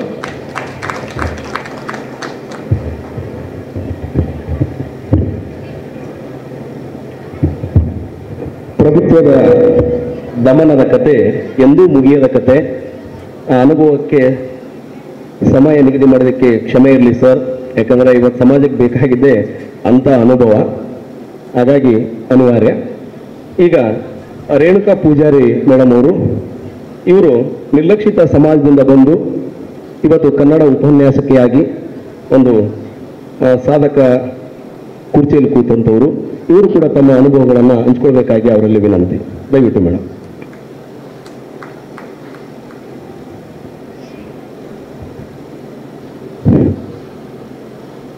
ನಮಸ್ಕಾರ, ಎಲ್ಲರಿಗೂ ಶುಭ ಮಧ್ಯಾಹ್ನ. ಅಸಮಾನ ಭಾರತ, ಸಮಾನತೆಗಾಗಿ ಸಂಘರ್ಷ, ಅಂದು ಇಂದು ಅಂತ ಕೊಟ್ಟಿದ್ದಾರೆ. ಇನ್ನೊಂದು ಪದ ಸೇರಿಸಬೇಕಾಗಿತ್ತು ಅಂತ ನನ್ನ ಪ್ರಕಾರ, ಮುಂದೆಂದು ಕೂಡ. ಯಾಕೆಂದ್ರೆ ಇವತ್ತು ಕಿಡಿಗೇಡಿಗಳು ಸಮಾನತೆಯನ್ನ ತೊಳೆದು ಹಾಕಿ ತಮ್ಮಷ್ಟಕ್ಕೆ ತಾವು ಬದುಕ್ತಕ್ಕಂಥ ಸ್ವಾರ್ಥಿಗಳು ಇವತ್ತಿದ್ದಾರೆ, ಬಟ್ ಮುಂದೆ ಕೂಡ ಇರ್ತಾರೆ. ಸೊ ಹಾಗಾಗಿ ನಮ್ಮ ಸಮಾನತೆಯಾಗಿ ಮಾಡಬೇಕಾದಂಥ ಹೋರಾಟ ಮುಂದೆ ಕೂಡ ಮಾಡಲೇಬೇಕಾಗಿದೆ ಅಂತ. ಹಾಗಾಗಿ ಮುಂದೊಂದ್ಸಲ ಈ ಕಾರ್ಯಕ್ರಮ ಮಾಡಿದ್ರೆ ಮುಂದೆಂದು ಅಂತ ಅನ್ನುವಂತಹ ಪದವನ್ನು ಕೂಡ ಸೇರಿಸ್ರಿ ಅಂತ. ನಾನೊಬ್ಬ ತೃತೀಯ ಲಿಂಗಿ, ನೊಂದು ಬೆಂದು ವೇದಿಕೆಯನ್ನು ಹಾಕಿದಂತಹ ಒಬ್ಬ ಸಮಾಜಮುಖಿ, ಮಂಗಳಮುಖಿ ಅಂತ ಹೇಳ್ಕೊಳಕ್ಕೆ ಇಷ್ಟಪಡಲ್ಲ ನಾನು ಸಮಾಜಮುಖಿ. ಇವತ್ತು ಸಮಾಜಕ್ಕೆ ಬೇಕಾಗಿದ್ದೇನೆ, ಮುಂದೆನೂ ಬೇಕಾಗ್ತೇನೆ.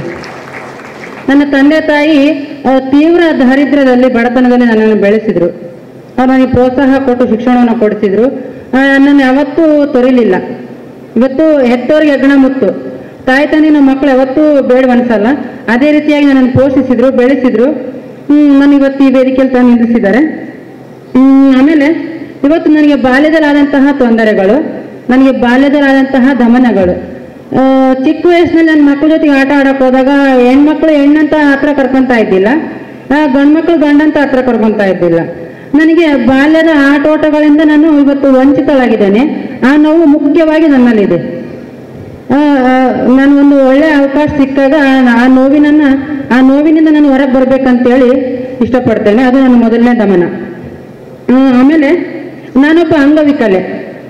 ಹೊರ ಪ್ರಪಂಚಕ್ಕೆ ನಾನು ಪರಿಪೂರ್ಣ ವಿಕಲಚೇತನವಲ್ಲ ಅನ್ನುವ ರೀತಿಯಲ್ಲಿ ಕಾಣ್ತಿರಬಹುದು, ಆದರೆ ನನ್ನಲ್ಲಿ ನಾನು 50% ಅಂಗವಿಕಲರಿದ್ದೇನೆ. ನನಗೆ ರಾತ್ರಿ ಸಮಯದಲ್ಲಿ ಕಣ್ಣು ಕಾಣಿಸೋದಿಲ್ಲ. ಸೊ ಹಾಗಾಗಿ ಇಂಥ ಕಾರ್ಯಕ್ರಮ ಯಾವಾದ್ರೂ ಇದ್ರೆ ನಾನು ಮುಂಚೆನೇ ಬರಲ್ಲ, ಅವತ್ತಿಂದ ಅವತ್ತೇ ಬರ್ತೀನಿ, ಅವತ್ತಿಂದ ಅವತ್ತೇ ರಾತ್ರಿ ಆಗೋಷ್ಟು ಊರು ಸೇರ್ಕೊಳ್ತೀನಿ. ಈ ತೊಂದರೆ ನನ್ನ ತಾಯಿ ತಂದೆಗೆ ಇವತ್ತಿನವರೆಗೂ ಗೊತ್ತಿಲ್ಲ. ಇದರಿಂದ ಸರ್ಕಾರ ಸೌಲಭ್ಯ ನನಗೇನು ಸಿಕ್ಕಿಲ್ಲ. ನಾನು ಅಂಗವಿಕಲ ಆಗಿದ್ರೂ ಕೂಡ ಸರ್ಕಾರ ದೃಷ್ಟಿಯಿಂದ ನನಗೇನು ಸಿಗ್ತಾ ಇಲ್ಲಲ್ಲ ಅನ್ನುವಂತಹ ಒಂದು ಗಮನ ಎರಡನೇದಾಗಿ ನನ್ನಲ್ಲಿ ಉಳ್ಕೊಂಡಿದೆ. ಸಿಗ್ಬೇಕು, ಸರ್ಕಾರದಿಂದ ನನಗೆ ಅಂಗವಿಕಲರಿಗಿರುವಂತಹ ಸೌಲಭ್ಯ ಸಿಗ್ಬೇಕು. ಇವತ್ತು ಒಂದು ಉದ್ಯೋಗದಲ್ಲಾಗಿರ್ಬೋದು, ಶಿಕ್ಷಣದಲ್ಲಾಗಿರ್ಬೋದು, ಸರ್ವ ರೀತಿಯಲ್ಲಿ ಸರ್ಕಾರದಿಂದ ಏನೇನು ಸೌಲಭ್ಯಗಳಿದಾವೋ ಅವೆಲ್ಲ ನನಗೆ ಸಿಗ್ಬೇಕು ಅನ್ನುವಂಥ ಒಂದು ಗಮನ ನನ್ನಲ್ಲಿದೆ. ಅದು ಸಿಕ್ಕಿಲ್ಲ, ಮುಂದೆ ಪಡ್ಕೊಂತೀನಿ. ಆಮೇಲೆ ವಿದ್ಯಾಭ್ಯಾಸವನ್ನು ಮಾಡ್ಲಿಕ್ಕೆ ಬಂದೆ. ನಾನು ವಿದ್ಯಾಭ್ಯಾಸ ಮಾಡಬೇಕಾದ್ರೆ ಒಬ್ಬರು 5ನೇ ಕ್ಲಾಸಿಂದ 7ನೇ ಕ್ಲಾಸ್ವರೆಗೆ 2 ಕಣ್ಣಿನಂತಹ ವಿಕಲಚೇತನರು ನಮಗೆ ಸಂಗೀತ ಶಿಕ್ಷಕರಾಗಿ ಬರ್ತಾರೆ. ನಮ್ಮ ಕುರುಗೋಡಿನ ಶಾಲೆ ಶಾಸಕರ ಸರಕಾರಿ ಮಾದರಿ ಹಿರಿಯ ಪ್ರಾಥಮಿಕ ಶಾಲೆ. ಈ ಶಾಲೆಯಲ್ಲಿ ವಿಕಲಚೇತನರೊಬ್ಬರು ನಮಗೆ ಸಂಗೀತ ಶಿಕ್ಷಕರಾಗಿ ಬರ್ತಾರೆ. ಅವರು ಬಂದಾಗ ಒಬ್ಬ PT ಟೀಚರ್, ಅವ್ರ ಹೆಸರು ಹೇಳುವಂತ ಅವಶ್ಯಕತೆ ಇಲ್ಲ, ಅವರಿಗೆ ಈ ಕಾರ್ಯಕ್ರಮ ನೋಡಿದ್ರೆ ಅವ್ರಿಗೆ ಗೊತ್ತಾಗ್ಲಿ, ನನ್ನ ಮಾತುಗಳು ಅವ್ರಿಗೆ ಕೇಳಿಸ್ಲಿ. PT ಟೀಚರ್ ಅವರನ್ನ ಅಸಭ್ಯವಾಗಿ ಅವ್ರ ಹತ್ರ ವರ್ತನೆ ಮಾಡ್ತಾರೆ. ಆ ಮೇಡಮ್ ಸಿಟ್ಟನ್ನು ತಾಳಲಾರದೆ, ಆ ಒಂದು ವರ್ತನೆ ಸಹಿಸಲಾರದೆ ಕಾಲೊಳಗಿರ್ತಕ್ಕಂಥ ಬೂಟನ್ನು ತೆಗೆದುಕೊಂಡು ಆ ಶಿಕ್ಷಕರನ್ನು ಹೊಡಿತಾರೆ. ಹೊಡೆದಂತ ಸಂದರ್ಭದಲ್ಲಿ ಅವರಿಗೆ 2 ಕಣ್ಣು ಕಾಣೋದಿಲ್ಲ. PT ಟೀಚರ್ ಒಂದು ಸಪೋರ್ಟ್ ಆಗಿ ಇಡೀ ಶಾಲೆ ನಿಲ್ಲುತ್ತೆ. ಇವರು ವಿಕಲಚೇತನ ಮೇಡಮ್ ಅವರು ಒಬ್ಬರೇ ಆಗ್ತಾರೆ. ನಾನು ಅವರ ಬೆಂಬಲಕ್ಕೆ ನಿಲ್ತೇನೆ. 3 ವರ್ಷ ಅವರನ್ನು ಮನೆ ಕರ್ಕೊಂಡು ಹೋಗೋದು, ಶಾಲೆ ಕರ್ಕೊಂಬರೋದು ಮಾಡ್ತೇನೆ. ಅವರ ಬೆಂಬಲಕ್ಕೆ ನಾನಿರೋದ್ರಿಂದ ಇಡೀ ಶಾಲೆಯ ಶಿಕ್ಷಕರೆಲ್ಲರೂ ಕೂಡ ನನ್ನನ್ನು ಓಡಾಡಿಸಿ ಬಡಿತಿರ್ತಾರೆ. ಪ್ರತಿದಿನ ಕೂಡ ಒಂದೊಂದು ನೆಪವನ್ನು ತೆಗೆದು ನನ್ನನ್ನು ಚಡ್ಡಿ ಬಿಟ್ಟಿಸಿ ಕೂಡ PT ಸರ್ ಗ್ರೌಂಡಲ್ಲಿ ತಿಳಿಸಿದ್ದಾರೆ. ಯಾಕೆ ಅಂತವ್ರು ನಾವು ಸಹಾಯ ಮಾಡಬಾರ್ದ? ಅವ್ರ ಮನುಷ್ಯರಲ್ವಾ? ಅವ್ರ ಮನುಷ್ಯತ್ವ ಇಲ್ವಾ? ಅವ್ರಿಗೆ ನಮ್ಮ ಕರುಣೆ ಬೇಕಾಗಿರೋಲ್ವಾ? ಇವತ್ತು ಅಂತಹ ಗುರುಗಳನ್ನ ಮಾತಾಡಿಸ್ಲಿಕ್ಕೆ ನನಗೆ ಅಸಹ್ಯ ಹುಟ್ಟುತ್ತೆ. ಸೊ ಇಂಥ ಧಮನ ನನ್ನಲ್ಲಿದೆ. ಮುಂದೆ ಯಾವುದೇ ಶಿಕ್ಷಕರು ಕೂಡ ಯಾವ ಮಕ್ಕಳನ್ನು ಈ ತರ ನೋಡಬಾರ್ದು. ಮಕ್ಕಳೆಲ್ಲರೂ ಕೂಡ ಸಮಾನರು, ಎಲ್ಲರಿಗೂ ಒಂದೇ ವಿದ್ಯೆಯನ್ನು ಕಲಿಸ್ಬೇಕು. ಶಿಕ್ಷಕ ಅಂದ್ರೆ ಶಿಕ್ಷಿಸಿ ಕ್ಷಮಿಸಿ ಕಲಿಸ್ತಕ್ಕಂತಹ ಗುಣವುಳ್ಳವನು. ಶಿಕ್ಷಿಸಿ ಕ್ಷಮಿಸಿ ಕಲಿಸೋದು ಬಿಟ್ಟು ಅಸಮಾನತೆಯನ್ನು ಅವ್ರ ಮೇಲೆ ದ್ವೇಷ ಸಾಧಿಸೋಕೆ ಹೋದ್ರೆ ಬಾಳನ್ನ ಬೆಳೆಸಬೇಕಾದಂತಹ ಕೈ ಅವರಿಗೆ ಕೊಳ್ಳಿ ಇಟ್ಟಂಗಾಗುತ್ತೆ. ಗುರು ಭಕ್ತಿ ಅನ್ನೋದನ್ನ ನಮಗೆ ನಾವೇ ಕಳ್ಕೊಂತೀವಿ.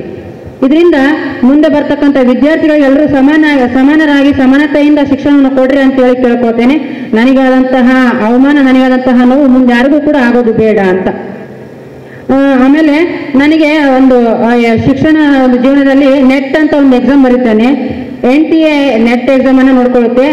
NET ಅಂತೇಳಿ ನ್ಯಾಷನಲ್ ಎಲಿಜಿಬಿಲಿಟಿ ಟೆಸ್ಟ್ ಅಂತೇಳಿ ರಾಷ್ಟ್ರೀಯ ಅರ್ಹತಾ ಪರೀಕ್ಷೆ. ಇದನ್ನ UGC ಕಂಟೆಂಟ್ ಮಾಡುತ್ತೆ. UGC ಕಂಟೆಂಟ್ ಮಾಡಿದಾಗ ನಾನು ತೃತೀಯ ಲಿಂಗಿ ಅಂತೇಳಿ ಇದಕ್ಕೆ ಎಕ್ಸಾಮ್ಗೆ ಅಪ್ಲಿಕೇಶನ್ ಹಾಕ್ತೇನೆ. 265 ರೂಪಾಯಿ ಫೀಸ್ ಇರುತ್ತೆ. ತೃತೀಯ ಲಿಂಗಿ ಅಂತೇಳಿ ಅಪ್ಲೈ ಮಾಡಿದಾಗ ನಾನು GM ಕ್ಯಾಟಗರಿಯಲ್ಲಿ ಬರ್ತೇನೆ. GM ಕ್ಯಾಟಗರಿಯಲ್ಲಿ ನನ್ನ ಫೀಸನ್ನು ಅವ್ರು ತೆಗೆದುಕೊಳ್ಳೋದಿಲ್ಲ. ಸೊ ಹಾಗಾಗಿ ಸರ್ಕಾರದ ದೃಷ್ಟಿಯಿಂದ ನಾನು ಏನಾಗ್ತೀನಿ, ಅಲ್ಲಿ ತೃತೀಯ ಲಿಂಗಿ ಆಗ್ತೇನೆ. ರಿಸಲ್ಟ್ ಬಿಡಬೇಕಾದ್ರೆ ತೃತೀಯ ಲಿಂಗಿ ಅಂತೇಳಿ ರಿಸಲ್ಟ್ ನನಗೆ ಬಿಡಲ್ಲ. ಅವರು ತೃತೀಯ ಲಿಂಗಿ ಅಂತ ರಿಸಲ್ಟ್ ಬಿಡಲ್ಲ, OBC ಅಂತೇಳಿ ರಿಸಲ್ಟ್ ಬಿಡ್ತಾರೆ. ನನಗೆ ಅವರು ತೃತೀಯ ಲಿಂಗಿ ಕೋಟಾದಲ್ಲಿ ಇವತ್ತಿಗೂ ಕೂಡ ನ್ಯಾಯ ಕೊಟ್ಟಿಲ್ಲ, ಅನ್ಯಾಯ ಮಾಡಿದ್ದಾರೆ. DC ಸರ್ ಅವರು ಕೂಡ ಅದಕ್ಕೆ UGC ಮೆಸೇಜ್ ಮಾಡ್ತಾರೆ, ನಮ್ಮ ಸಂಸದರು ಕೂಡ ಮಾಡ್ತಾರೆ. ಇನ್ನು ಹಲವಾರು ವಿಧಗಳಿಂದ ನಾನು ಸ್ವತಃ PM ಅವರು ಕೂಡ ನಾನು ಲೆಟರ್ ಬರೀತೇನೆ. ಆ ಮುಖ್ಯಮಂತ್ರಿಗಳಿಗೆ 5 ಸಾರಿ ನನ್ನ ಕೈಯಾರ ಪತ್ರ ಬರೆದಿದ್ದೇನೆ. ಇವತ್ತಿನವರು ಕೂಡ ನನಗೆ ಯಾರು ರಿಪ್ಲೈ ಮಾಡಿಲ್ಲ. ನನ್ನ ಅನ್ಯಾಯಕ್ಕೆ ನ್ಯಾಯ ಕೊಡಿಸಿಲ್ಲ. ನನ್ನ ಸಾಯವರೆಗಾದ್ರೂ ಪರವಾಗಿಲ್ಲ, ಇದಕ್ಕೆ ನಾನು ನ್ಯಾಯ ತಗೊಂಡೇ ತಿರ್ತೀನಿ. ಯಾಕಂದ್ರೆ ಮುಂದೆ ಬರ್ತಕ್ಕಂಥ ತೃತೀಯ ಲಿಂಗಿಗಳಿಗೆ ಈ ಅನ್ಯಾಯ ಆಗಬಾರ್ದು. ಅನ್ಯಾಯ ಇವತ್ತು ನಾನು ಪ್ರಥಮ ಒಂದು ಹಂತದಲ್ಲಿದ್ದೇನೆ. ನಾನು ಬೀಳೊಳಗೆ ಪ್ರವೇಶ ಮಾಡ್ತಾ ಇದ್ದೇನೆ. ನಾನೇ ಕಡ್ದು ದಾರಿ ಮಾಡ್ಕೊಂಡು ಹೋಗ್ತಾ ಇದ್ದೇನೆ. ನಾನು ದಾರಿ ಹೆಂಗ್ ನಡ್ಕೊಂಡು ಹೋಗ್ತೀನಿ, ಮುಂದೆ ಬರೋ ಪೀಳಿಗೆ ಹಂಗಿರುತ್ತೆ. ಸೊ ನಾನು ನಡೀತಕ್ಕಂತಹ ದಾರಿಯನ್ನು ಸ್ಪಷ್ಟವಾಗಿ ಸುಂದರವಾಗಿ ಮಾಡ್ಕೊಂಡು ಹೋಗ್ತೀನಿ. ಮುಂದೆ ಬರ್ತಕ್ಕಂಥವ್ರಿಗೆ ತೊಂದರೆ ಆಗ್ಬಾರ್ದು ಅಂತ. ಇಡೀ ಕರ್ನಾಟಕದಲ್ಲಿ, ಇಡೀ ಭಾರತದಲ್ಲಿ, ಇಡೀ ಕರ್ನಾಟಕ ಮಾಡಿ ಇಡೀ ಭಾರತದಲ್ಲೇ ತೃತೀಯ ಲಿಂಗಿಗಳಿಗೆ ಉಚಿತ ಶಿಕ್ಷಣ ಕೊಟ್ಟಂತಹ ಮೊಟ್ಟ ಮೊದಲ ವಿಶ್ವವಿದ್ಯಾಲಯ ನನ್ನ ವಿಶ್ವವಿದ್ಯಾಲಯ, ವಿಜಯನಗರ ಶ್ರೀಕೃಷ್ಣ ದೇವರಾಯ ವಿಶ್ವವಿದ್ಯಾಲಯ ಬಳ್ಳಾರಿ. ತೃತೀಯ ಲಿಂಗಿಗಳಿಗೆ ಉದ್ಯೋಗ ಮಾಡಲು ಅವಕಾಶ ಕೊಟ್ಟಂತ ವಿಶ್ವವಿದ್ಯಾಲಯದಲ್ಲಿ ಮೊದಲು ಕೂಡ ಅದೇ ವಿಶ್ವವಿದ್ಯಾಲಯ. ಇದು ನನ್ನ ಹೆಮ್ಮೆ ಇದೆ. ನಾನು ಉಚಿತ ಶಿಕ್ಷಣ ಪಡ್ಕೊಂಡಿದ್ದು ಯಾರ ದಯೆಯಿಂದ ಅಲ್ಲ, ಯಾರ ಕರುಣೆಯಿಂದ ಅಲ್ಲ, ನನ್ನ ಹೋರಾಟದಿಂದ. ನಾನು ವಿಶ್ವವಿದ್ಯಾಲಯಕ್ಕೆ MA ಅಡ್ಮಿಷನ್ ಮಾಡಿಸ್ಲಿಕ್ಕೆ ಹೋದಾಗ ನನ್ನಲ್ಲಿ ಕಟ್ಟಲಿಕ್ಕೆ ದುಡ್ಡಿರ್ಲಿಲ್ಲ. ನನಗೆ ಬೇರೆ ದಾರಿ ಏನು ದೋಚಲಿಲ್ಲ. ಏನು ಅಂತಾರಲ್ಲ, ಕೈಲಾಗದವನ್ನ ಕೊನೆಯ ಅಸ್ತ್ರ ಅಪಪ್ರಚಾರ ಅಂತಾರಲ್ಲ, ನನ್ನ ಕೈಲಿ ಆಗ್ತಾ ಇರ್ಲಿಲ್ಲ ದುಡ್ಡು ಕಟ್ಟಿಗೆ ನನಗೆ ಕಾಲೇಜ್ಗೆ ಹೋಗ್ಲಿಕ್ಕೆ. ನಾನೊಂದು ಅಪಪ್ರಚಾರ ಮಾಡ್ಲಿಕ್ಕೆ ಶುರು ಮಾಡಿದೆ. ನಮ್ಮ VC ಹತ್ರ ಹೋದೆ, ಸರ್ ನಮಸ್ತೆ ಸರ್, ನನಗೆ ಟ್ರಾನ್ಸ್ಜೆಂಡರ್, ನಾನು ನಿಮ್ಮ ವಿಶ್ವವಿದ್ಯಾಲಯದಲ್ಲಿ MA ಮಾಡ್ಬೇಕು ಅನ್ಕೊಂಡಿದ್ದೇನೆ, ಫೀಸ್ ಕಟ್ಟಕ್ಕೆ ದುಡ್ಡಿಲ್ಲ, ನೀವು ಫ್ರೀ ಎಜುಕೇಶನ್ ಕೊಡ್ರಿ ಅಂತ ಅಂದೆ. ಅದಕ್ಕೆ ಮೂಲ ಆಧಾರ ಪುರಾವೆ ಬೇಕಲ್ಲಮ್ಮ ಅಂದ್ರು. ಕೈಲಿ ಆಗ್ತಾ ಇಲ್ಲ ಫೀಸ್ ಕಟ್ಟಲಿಕ್ಕೆ. ಕೊನೆಯ ಅಸ್ತ್ರ ಏನ್ ಮಾಡ್ಬೇಕು, ಅಪಪ್ರಚಾರ ಮಾಡ್ಬೇಕು. ಮಾಡಿದೆ. ಸರ್ ಮೈಸೂರು ಯೂನಿವರ್ಸಿಟಿ ಕೊಟ್ಟಿದ್ದಾರೆ, ಮಂಗಳೂರು ಯೂನಿವರ್ಸಿಟಿ ಕೊಟ್ಟಿದ್ದಾರೆ, ನನಗೆ ಅಲ್ಲಿ ಮೂಲ ಕೇಳಿದ್ರೆ ಯಾರು ಕೊಡ್ತಾ ಇಲ್ಲ ಸರ್, ಮತ್ತೆ ನೀವು ಕೊಡ್ರಿ ಅಂತ ಹೇಳಿದೆ. ಹಂಗೆ ಹಿಂಗೆ ಮಾಡಿ 1 ವರ್ಷ ಫೈಟ್ ಮಾಡಿದೆ. 2ನೇ ವರ್ಷ MA ಮಾಡ್ಬೇಕಾದ್ರೆ ನನಗೆ ಫ್ರೀ ಕೊಟ್ಟರು. ಇವತ್ತು ಎಷ್ಟೋ ಜನ ತೃತೀಯ ಲಿಂಗಿಗಳಿಗೆ ಇದು ಉಪಯೋಗ ಆಗ್ತಾ ಇದೆ. ಇದನ್ನ ಇವತ್ತು ಕೊಪ್ಪಳ ಯೂನಿವರ್ಸಿಟಿ ಫಾಲೋ ಅಪ್ ಮಾಡ್ತಾ ಇದೆ. ಇಡೀ ರಾಜ್ಯದ ಪ್ರತಿಯೊಂದು ವಿಶ್ವವಿದ್ಯಾಲಯ ಕೂಡ ಇದನ್ನ ಅಳವಡಿಸ್ಕೊಳ್ಬೇಕು. ಇಡೀ ದೇಶದ ಮೂಲೆ ಮೂಲೆಯಲ್ಲೂ ಕೂಡ ತೃತೀಯ ಲಿಂಗಿಗಳಿಗೆ ಉಚಿತ ಶಿಕ್ಷಣ ಸಿಗುವಂತ ಆಗ್ಬೇಕು. ಆದಾಗ ಮಾತ್ರ ಸಿಗ್ನಲ್ಗಳಲ್ಲಿ, ರಸ್ತೆಗಳಲ್ಲಿ, ಅಂಗಡಿಗಳಲ್ಲಿ ಕೈ ತಟ್ಟುವಂತಹ ಭಿಕ್ಷುಕ ಮಂಗಳಮುಖಿಯರನ್ನು ನೋಡ್ತಕ್ಕಂತಹ ದೃಶ್ಯ ನಿಮ್ಮ ಕಣ್ಣಿಂದ ದೂರ ಆಗುತ್ತೆ. ಈ ಒಂದು ಅವಕಾಶಕ್ಕೆ ತಾವೆಲ್ಲರೂ ಕೂಡ ಬೆಂಬಲಿಗರಾಗಿರ್ಬೇಕು ಅಂತ ನಾನು ಮನವಿ ಮಾಡ್ಕೊಳ್ತೇನೆ. ಆಮೇಲೆ ನಾನು ಜೋಗತಿ ಪರಂಪರೆಯನ್ನ 2017ರಲ್ಲಿ ಅನುಸರಿಸ್ಕೊಂಡು ಹೋಗ್ತೇನೆ. ಕಲೆಯ ಮೂಲಕ ನಾನು ಬದುಕನ್ನು ಕಟ್ಟಿಕೊಂಡವಳು.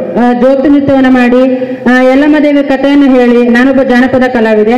ಚೌಡಿಕೆ ಪದಗಳ ಮುಖಾಂತರ ನನ್ನ ವೃತ್ತಿ ರಂಗವನ್ನು ಪ್ರಾರಂಭಿಸಿ ನನ್ನ ಬದುಕನ್ನು ಕಟ್ಟಿಕೊಂಡವಳು. ನನ್ನಲ್ಲಿರ್ತಕ್ಕಂಥ ಮುಖ್ಯವಾದ ನೋವು ಅಳಲು ಏನಪ್ಪಾ ಅಂದ್ರೆ, ಇವತ್ತು ನನಗೆ ಕಾರ್ಯಕ್ರಮಕ್ಕೆ ವೇದಿಕೆಗಳು ಸಿಗ್ತಾ ಇಲ್ಲ. ಇವತ್ತು ಸರ್ಕಾರ, ಖಾಸಗಿ ಕಚೇರಿಗಳು, ಖಾಸಗಿ ಒಂದು ಏನು ವೇದಿಕೆಗಳಿದಾವಲ್ಲ, ದೊಡ್ಡ ವ್ಯಕ್ತಿಗಳಿಗೆ ಕೊಡ್ತಾ ಇದ್ದಾರೆ. ಯಾಕೆ ನನ್ನಂತ ಎಲೆಮರೆಕಾಯಿ ಅಂತಿರುವ ಕಲಾವಿದರನ್ನು ಯಾಕೆ ಪ್ರೋತ್ಸಾಹ ಕೊಡಬಾರ್ದು, ಯಾಕೆ ಬೆಳೆಸಬಾರ್ದು? ನನ್ನ ಜಾನಪದ ಕಲೆಯನ್ನ ಇಡೀ ವಿಶ್ವ ತಿರುಗಿ ನೋಡುವಂತೆ ಬೆಳೆಸಬೇಕನ್ನುವಂತ ಒಂದು ದೃಷ್ಟಿಕೋನ ನಾನು ಇಟ್ಕೊಂಡಿದ್ದೇನೆ. ನನಗೆ ಈ ವೇದಿಕೆ ಸಿಗ್ತಾ ಇಲ್ಲ ಅನ್ನುವಂತಹ ಒಂದು ಅಳಲು ಇದೆ. ಮುಂದೊಂದು ದಿನ ಸಿಕ್ಕಾಗ ಇಡೀ ಜಗತ್ತು ಕೂಡ ಇದನ್ನು ಅಳವಡಿಸ್ಕೊಂಡಿರ್ಬೇಕು, ಈ ಕಲೆಗೆ ಪರವಶರಾಗಿರ್ಬೇಕು, ಈ ಒಂದು ನಶೆಯಲ್ಲಿ ಅವರು ಮಗ್ನರಾಗಿರ್ಬೇಕು, ಆ ಥರ ಮಾಡ್ತೀನಿ ಅಂತೇಳಿ ನನಗೆ ಆಸೆ ಇದೆ. ಸೊ ನನಗೆ ಹಂಗಾಗಿ ಅವಕಾಶಗಳು ಬೇಕು.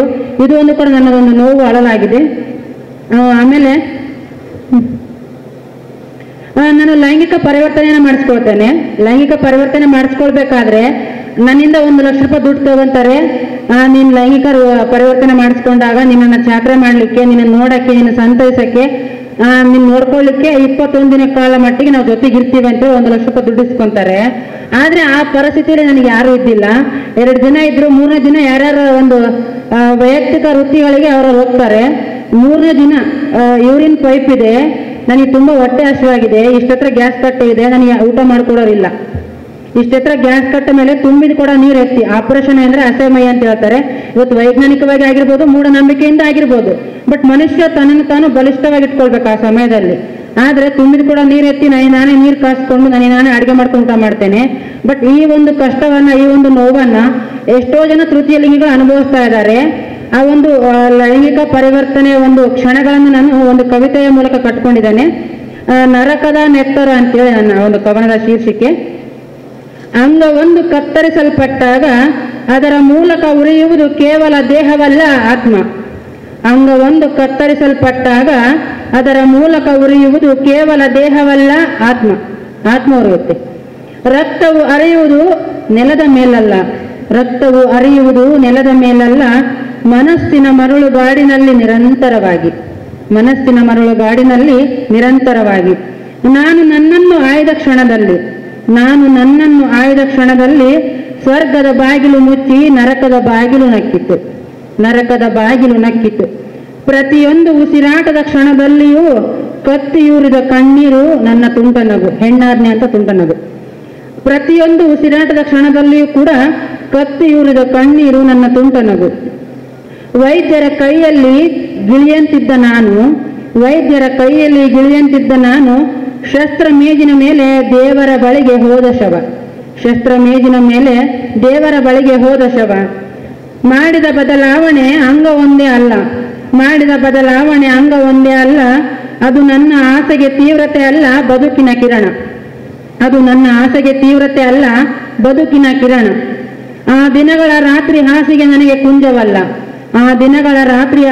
ನನಗೆ ಕುಂಜವಲ್ಲ, ಕತ್ತಲೆಯ ಚೂರಿಯಿಂದ ಇರಿಯುವ ನೋವಿನ ನಗುಮೀನು. ಪ್ರತಿಯೊಂದು ಕ್ಷಣದಲ್ಲೂ ನರಕವೊಂದರ ಪುನರ್ಜನ್ಮ, ಪ್ರತಿ ನೋವಲ್ಲೂ ಪುಟ್ಟ ಶವ. ಅಂದರೂ ನಾನು ಇಂದು ಜೀವಂತಳಿದ್ದೇನೆ, ನಾನೇ ನನ್ನನ್ನು ಹುಟ್ಟಿಸಿದ ಶಕ್ತಿ. ನಾನೊಬ್ಬ ಲಿಂಗಾಂತರಿ ಮಾತ್ರವಲ್ಲ, ಎತ್ತರದ ದೀಪದಂತೆ ಬೆಳಗುವ ಹೆಣ್ಣು. ಬೆಳಗ್ಗೆ ಬೆಳಗ್ತೇನೆ ಕೂಡ. ನನ್ನನ್ನು ಇವತ್ತು ತಿರಸ್ಕಾರ ಮಾಡ್ತು ಸಮಾಜ, ಅಡೆತಡೆಗಳನ್ನ ಮಾಡ್ತು, ಉದ್ಯೋಗದಿಂದ ನಿರಾಕರಣೆ ಮಾಡ್ತು. ಎಷ್ಟೋ ಒಂದು ಶಾಲಾ ಕಾಲೇಜುಗಳಲ್ಲಿ ರಿಸ್ಯೂಮ್ ಕೊಡದೇನೆ ಡೆಮೋ ಮಾಡಿಸ್ಕೊಂಡಿದ್ದಾರೆ. ರಿಸ್ಯೂಮ್ ನೋಡಿ ತೃತೀಯ ಲಿಂಗಿನಿಂದ ನಿನಗೆ ಜಾಬ್ ಇಲ್ಲ ಹೋಗಿ ಅಂದಿದ್ದಾರೆ. ಎಷ್ಟೋ ಕಾಲೇಜ್ಗಳಲ್ಲಿ ರಿಸ್ಯೂಮ್ ಕೊಡಕ್ಕೆ ಹೋದಾಗ ರಿಸ್ಯೂಮ್ ಅನ್ನ ಓದಿ ನೀನು ಟ್ರಾನ್ಸ್ಜೆಂಡರು ನಿನ್ನಂತವ್ರಿಗೆ ಜಾಬ್ ಕೊಟ್ರೆ ಅಡ್ಮಿಷನ್ ಆಗಲ್ಲ ಅಂತ ವಾಪಸ್ ಕಳಿಸಿದ್ದಾರೆ. ಇವತ್ತು ಅವರೆಲ್ಲರ ಮುಂದೆ ಅವರು ಹೊಟ್ಟೆ ಒಳಗೆ ತಮ್ಮೊಳಗೆ ತಾವು ಚೂರಿ ಹಾಕೊಳ್ತಾ ಇದ್ದಾರೆ, ಕಡ್ಡಿಗೆ ಚಚ್ಕೊಳ್ತಾ ಇದ್ದಾರೆ. ನಾವು ಅವಕಾಶ ಕೊಡಬೇಕಿತ್ತು ಅಂತ. ಯಾಕೆಂದ್ರೆ ಇವತ್ತು ಕರ್ನಾಟಕದಲ್ಲಿ ನನ್ನ ಹೆಸರು ಇತಿಹಾಸದಲ್ಲಿ ಉಳಿದಿದೆ. ಸೊ ಅದು ನನ್ನ ಸಾಧನೆಯಲ್ಲಿ ನನ್ನ ಒಂದು ಸಾಧನೆಯ ಮೊದಲನೇ ಮೆಟ್ಟಿಲು. ಇನ್ನು ಸಾಧಿಸಬೇಕಾದ್ದು ಬಹಳ ಇದೆ. ಇವತ್ತು ಎಷ್ಟೋ ಜನ ಅವರೇ ಫೋನ್ ಮಾಡಿ ನಾನು ಪಾರ್ಟ್ ಟೈಮ್ ಮಾಡ್ತಾ ಇದ್ದೀನಿ, ಇನ್ನು 3 ದಿನ ಮನೇಲಿ ಇರ್ತೀರಲ್ಲ, ನಮ್ಮ ಕಾಲೇಜಲ್ಲಿ ಬಂದು ಕೆಲಸ ಮಾಡ್ತೀರಾ ಅಂತ ಕೇಳಿದ್ದಾರೆ. ನನ್ನನ್ನು ತಿರಸ್ಕಾರ ಮಾಡಿದ ವ್ಯಕ್ತಿಗಳೇ. ಅಂದು ನನಗೆ ಅವಕಾಶ ಕೊಟ್ಟಿದ್ರೆ ನಾನು ಬೆಳೀತಿದ್ನೋ, ಹೆಸರಾಗ್ತಿತ್ತೋ ಇಲ್ಲ. ಎರಡನೇ ಮಾತು, ನನ್ನ ಹೊಟ್ಟೆ ಬರುತ್ತಾ ಇತ್ತು. ನಾನು MA ಮಾಡಿ ಕೂಲಿ ಕೆಲಸ ಮಾಡಿದ್ದೀನಿ. ಇದನ್ನು ಹೇಳಿದ್ರೆ ಯಾರೂ ನಂಬಲ್ಲ. ನಾನು ತೃತೀಯ ಲಿಂಗಿಗಳ ಬದುಕಿನ ಹಾದಿಯಲ್ಲಿ ನಡ್ಕೊಂಡು ಹೋಗಿಲ್ಲ, ಕೃಷಿ ಕಾರ್ಮಿಕರ ಕುಟುಂಬದ ಹಾದಿಯ ಬದುಕಿನಲ್ಲಿ ನಡ್ಕೊಂಡು ಹೋಗಿದ್ದೇನೆ. ನಾನು ನನ್ನ ತಾಯಿ ತಂದೆಯ ನೆರವಾಗಿದ್ದೆ. ನನ್ನ ತಾಯಿ ತಂದೆ ಏನು ಕೆಲಸ ಮಾಡ್ತಿದ್ರೆ ಆ ಕೆಲಸ ಮಾಡ್ಕೊಂಡು ನಾನು ಜೀವನ ಮಾಡಿದ್ದೇನೆ. ನಾನು ಪಟ್ಟ ಕಷ್ಟಕ್ಕೆ ಒಂದು ಪ್ರತಿಫಲ ಸಿಕ್ತು. ಆಮೇಲೆ ನನಗೆ ನನ್ನ ರವೀಂದ್ರ ಭಟಗಿರಿ ಸರ್ ಅಂತೇಳಿ ನನ್ನ ಗುರುಗಳು, ಪ್ರವೀಣ್ ಪೊಲೀಸ್ ಪಾಟೀಲ್ ಸರ್ ಅಂತೇಳಿ, ನಾನು ರಾತ್ರಿ 2 ಗಂಟೆಗೆ 1 ಗಂಟೆ ಫೋನ್ ಮಾಡಿ ನನಗೆ ಫೋನ್ ಮಾಡಿ ಒಂದು ನೋವನ್ನಿರ್ಬೋದು, ಒಂದು ಯಾವುದೇ ಒಂದು ಸಂದೇಹಗಳಿರ್ಬೋದು, ಎಲ್ಲವನ್ನೂ ಪರಿಹರಿಸ್ತಾ ಇದ್ರು. ಅಂತಹ ಒಳ್ಳೆ ಗುರುಗಳು ನನಗೆ ಸಿಕ್ಕಿದ್ದು ನನ್ನ 100 ಜನ್ಮದ ಪುಣ್ಯ ಅಂತೇಳಿ ಹೇಳ್ಬೋದು. ನನ್ನ ತಂದೆ ತಾಯಿಗಳ ಪಾತ್ರ ಎಷ್ಟಿದೆ ನನ್ನ ಜೀವನದ ಉದ್ಧಾರದಲ್ಲಿ, ಅವರ ಪಾತ್ರ ಕೂಡ ಅಷ್ಟೇ ಪ್ರಮುಖವಾಗಿದೆ. ಆಮೇಲೆ ನನ್ನ ಜೀವನದಲ್ಲಿ ನರೇಶ್ ಅನ್ನುವಂಥ ಒಬ್ಬ ವ್ಯಕ್ತಿ ಬರ್ತಾರೆ. ನನಗೆ ಕಾಯ ವಾಚ ಮನಸ್ಸ ಸರ್ವ ರೀತಿಯಲ್ಲಿ ಕೂಡ ನನಗೆ ಪ್ರೋತ್ಸಾಹವನ್ನು ಕೊಡ್ತಾರೆ. ನನ್ನ ಜೀವನದ ಪ್ರತಿಯೊಂದು ಮೆಟ್ಟಿಲಿಗೆ ಅವರು ತನ್ನ ಕೈಗಳನ್ನಿಟ್ಟು ಮೆಟ್ಟಿಲನ್ನಾಗಿ ನನ್ನ ಮೇಲೆತ್ತಾರೆ. ನನ್ನ ತಂಗಿಯರು ಕೂಡ ನನ್ನ ಜೀವನದಲ್ಲಿ ಸಪೋರ್ಟ್ ಮಾಡ್ತಾರೆ. ಆಮೇಲೆ ನನಗೆ ಮೊದಲನೇದಾಗಿ ಆತ್ಮವಿಶ್ವಾಸ ಸಿಕ್ತು. ಆ ಆತ್ಮವಿಶ್ವಾಸವೇ ದೃಢ ನಿರ್ಧಾರ ತೆಗೆದುಕೊಳ್ಳಕ್ಕೆ ನನಗೆ ಅವಕಾಶ ಮಾಡಿಕೊಡ್ತು. ಇವತ್ತು ನಾನು ಕೆಲವೊಬ್ಬರ ಬಾಯಲ್ಲಿ ಪ್ರಾಧ್ಯಾಪಕಿ ಆಗಿದ್ದೀನಿ, ಕೆಲವೊಬ್ಬರ ಬಾಯಲ್ಲಿ ತೃತೀಯ ಲಿಂಗಿ ಆಗಿದ್ದೀನಿ, ಕೆಲವೊಬ್ಬರ ಬಾಯಲ್ಲಿ ಶಿಕ್ಷಕಿ ಆಗಿದ್ದೀನಿ.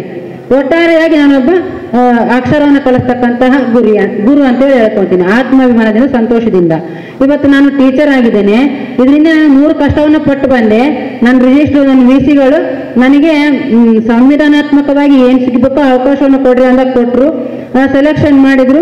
38 ಜನರ ಪೈಕಿ 6 ಜನ ಸೆಲೆಕ್ಟ್ ಆಗಿದ್ದು. ಆ 6 ಜನರಲ್ಲಿ ನಾನು ಒಬ್ಳು. ನನಗೆ ತುಂಬ ಖುಷಿ ಇದೆ. ನನಗೆ ಯಾವುದೇ ಸರ್ವಿಸ್ ಇಲ್ಲ, ಯಾವುದೇ ಅರ್ಹತೆ ಇದ್ದಿಲ್ಲ ನಾನು ಸೆಲೆಕ್ಟ್ ಆಗಬೇಕಾದ್ರೆ. ಕೇವಲ ಸಂದರ್ಶನದ ಮೂಲಕ ಆಯ್ಕೆಯಾದವರು ನಾನು.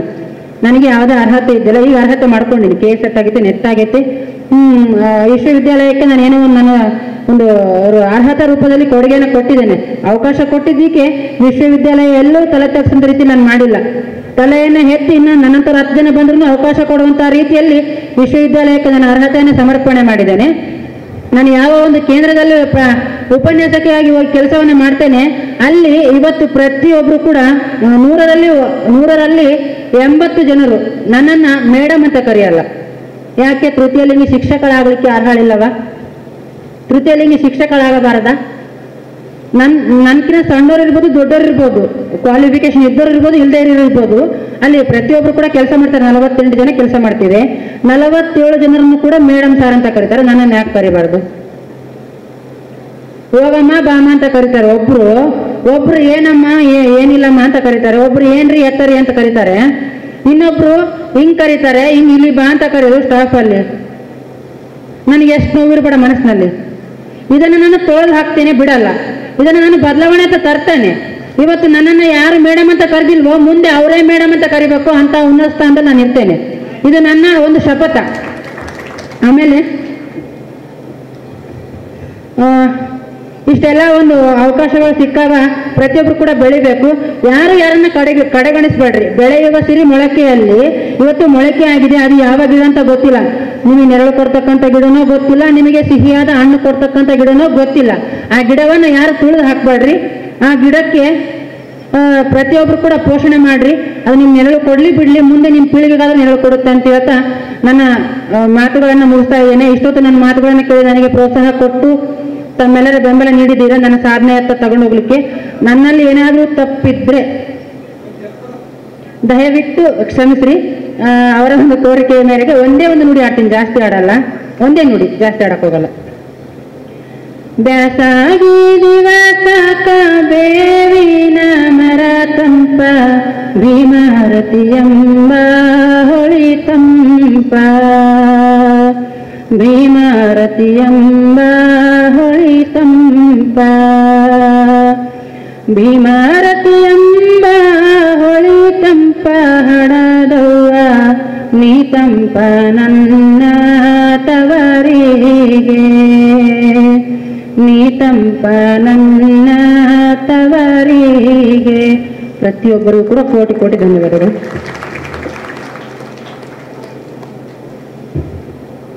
ದಮನದ ಸವಾಲುಗಳನ್ನು ಎದುರಿಸಿ ಬದುಕು ಕಟ್ಟಿಕೊಂಡಂತ ರೇಣುಕಾ ಪೂಜಾರಿ ಮೇಡಮ್ ಅವರಿಗೆ ಧನ್ಯವಾದಗಳು. ಹಾಗೆ ತಿರುಪತಿ ಸರ್ ಅವರು ರೇಣುಕಾ ಪೂಜಾರಿ ಮೇಡಮ್ ಅವರಿಗೆ ಕಾಣಿಕೆ ನೀಡಬೇಕಾಗಿ ಬೇಗ. ಇಷ್ಟೊತ್ತು ಇಡೀ ನಮ್ಮ ಸಮಾಜದಲ್ಲಿ ಪ್ರಭುತ್ವ ಹೇಗೆ ದಮನವನ್ನು ಮಾಡ್ತಾ ಬಂದಿದೆ, ಪ್ರಶ್ನೆ ಮಾಡುವವರನ್ನ, ಹಕ್ಕನ್ನ ಕೇಳುವವರನ್ನ ಅನ್ನುವುದನ್ನ ಎಳೆಯಾಗಿ ನಿಮ್ಮ ಮುಂದೆಲ್ಲ ಹೋರಾಟಗಾರೆಲ್ಲ ಬಿಚ್ಚಿಟ್ಟಿದ್ದಾರೆ. ಹಾಗಾಗಿ ಈ ಒಂದು ಅನುಭವದ ಕಾರ್ಯಕ್ರಮಕ್ಕೆ ಸಾಕ್ಷಿಯಾದಂಥ ತಮ್ಮೆಲ್ಲರಿಗೂ ಕೂಡ ವಂದಿಸಿ, ವೇದಿಕೆ ಮೇಲಿರ್ತಕ್ಕಂಥ ಎಲ್ಲ ಗಣ್ಯರಿಗೂ ಕೂಡ ವಂದಿಸಿ ಈ ಕಾರ್ಯಕ್ರಮನ ಇಲ್ಲಿ ಮುಗಿಸ್ತಾ ಇದ್ವಿ. ಈಗ ಊಟದ ಸಮಯ. ಇದಾದ ನಂತರ ಅತ್ಯಂತ ಪ್ರಮುಖವಾದ ಕೊನೆಯ ಗೋಷ್ಠಿ ಇದೆ. ಐಕ್ಯ ಚಳವಳಿ ಯಾತಕ್ಕಾಗಿ ಮತ್ತು ಯಾರೊಂದಿಗೆ ಅನ್ನುವಂಥದ್ದು ಹಿರಿಯ ಸಾಮಾಜಿಕ ಹೋರಾಟಗಾರರೆಲ್ಲ ಆ ಒಂದು ಕಾರ್ಯಕ್ರಮದಲ್ಲಿ ಭಾಗವಹಿಸ್ತಾರೆ. ಹಾಗಾಗಿ ತಾವೆಲ್ಲರೂ ಕೂಡ ಅರ್ಧ ಗಂಟೆಯಲ್ಲಿ ಊಟವನ್ನು ಮುಗಿಸ್ಕೊಂಡು ದಯವಿಟ್ಟು ವೇದಿಕೆ ಬರಬೇಕಾಗಿ ತಮ್ಮಲ್ಲಿ ವಿನಂತಿ. ಧನ್ಯವಾದಗಳು.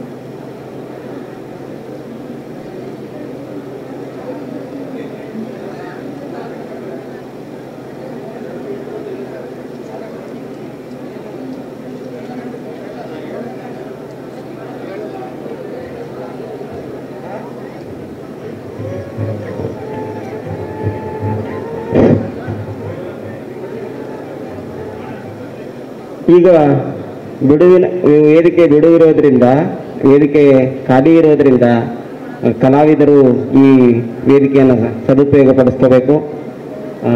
ಹಾಡನ್ನು ಹಾಡುವುದರ ಮೂಲಕ ಆಗಲಿ, ಸಾಂಸ್ಕೃತಿಕ ಹೋರಾಟದ ಹಾಡುಗಳನ್ನು ಹಾಡುವ ಮೂಲಕ ಆಗಲಿ ಕೂಡ ಆ ವೇದಿಕೆಯನ್ನು ಇಲ್ಲೇ ಪಕ್ಕದಲ್ಲಿನೇ ಎಲ್ಲರೂ ಇರೋದರಿಂದ ಹಾಡನ್ನು ಹಾಡ್ಬೋದು. ಆಸಕ್ತರು ಮತ್ತು ಊಟ ಮಾಡಿರುವಂಥವರು ವೇದಿಕೆ ಸನೇಹ ಬನ್ನಿ ಅಂತ ಹೇಳಿ ಹಾರ್ದಿಕವಾಗಿ ವಿನಂತಿಸ್ಕೊಳ್ತೀನಿ. ಬನ್ನಿ.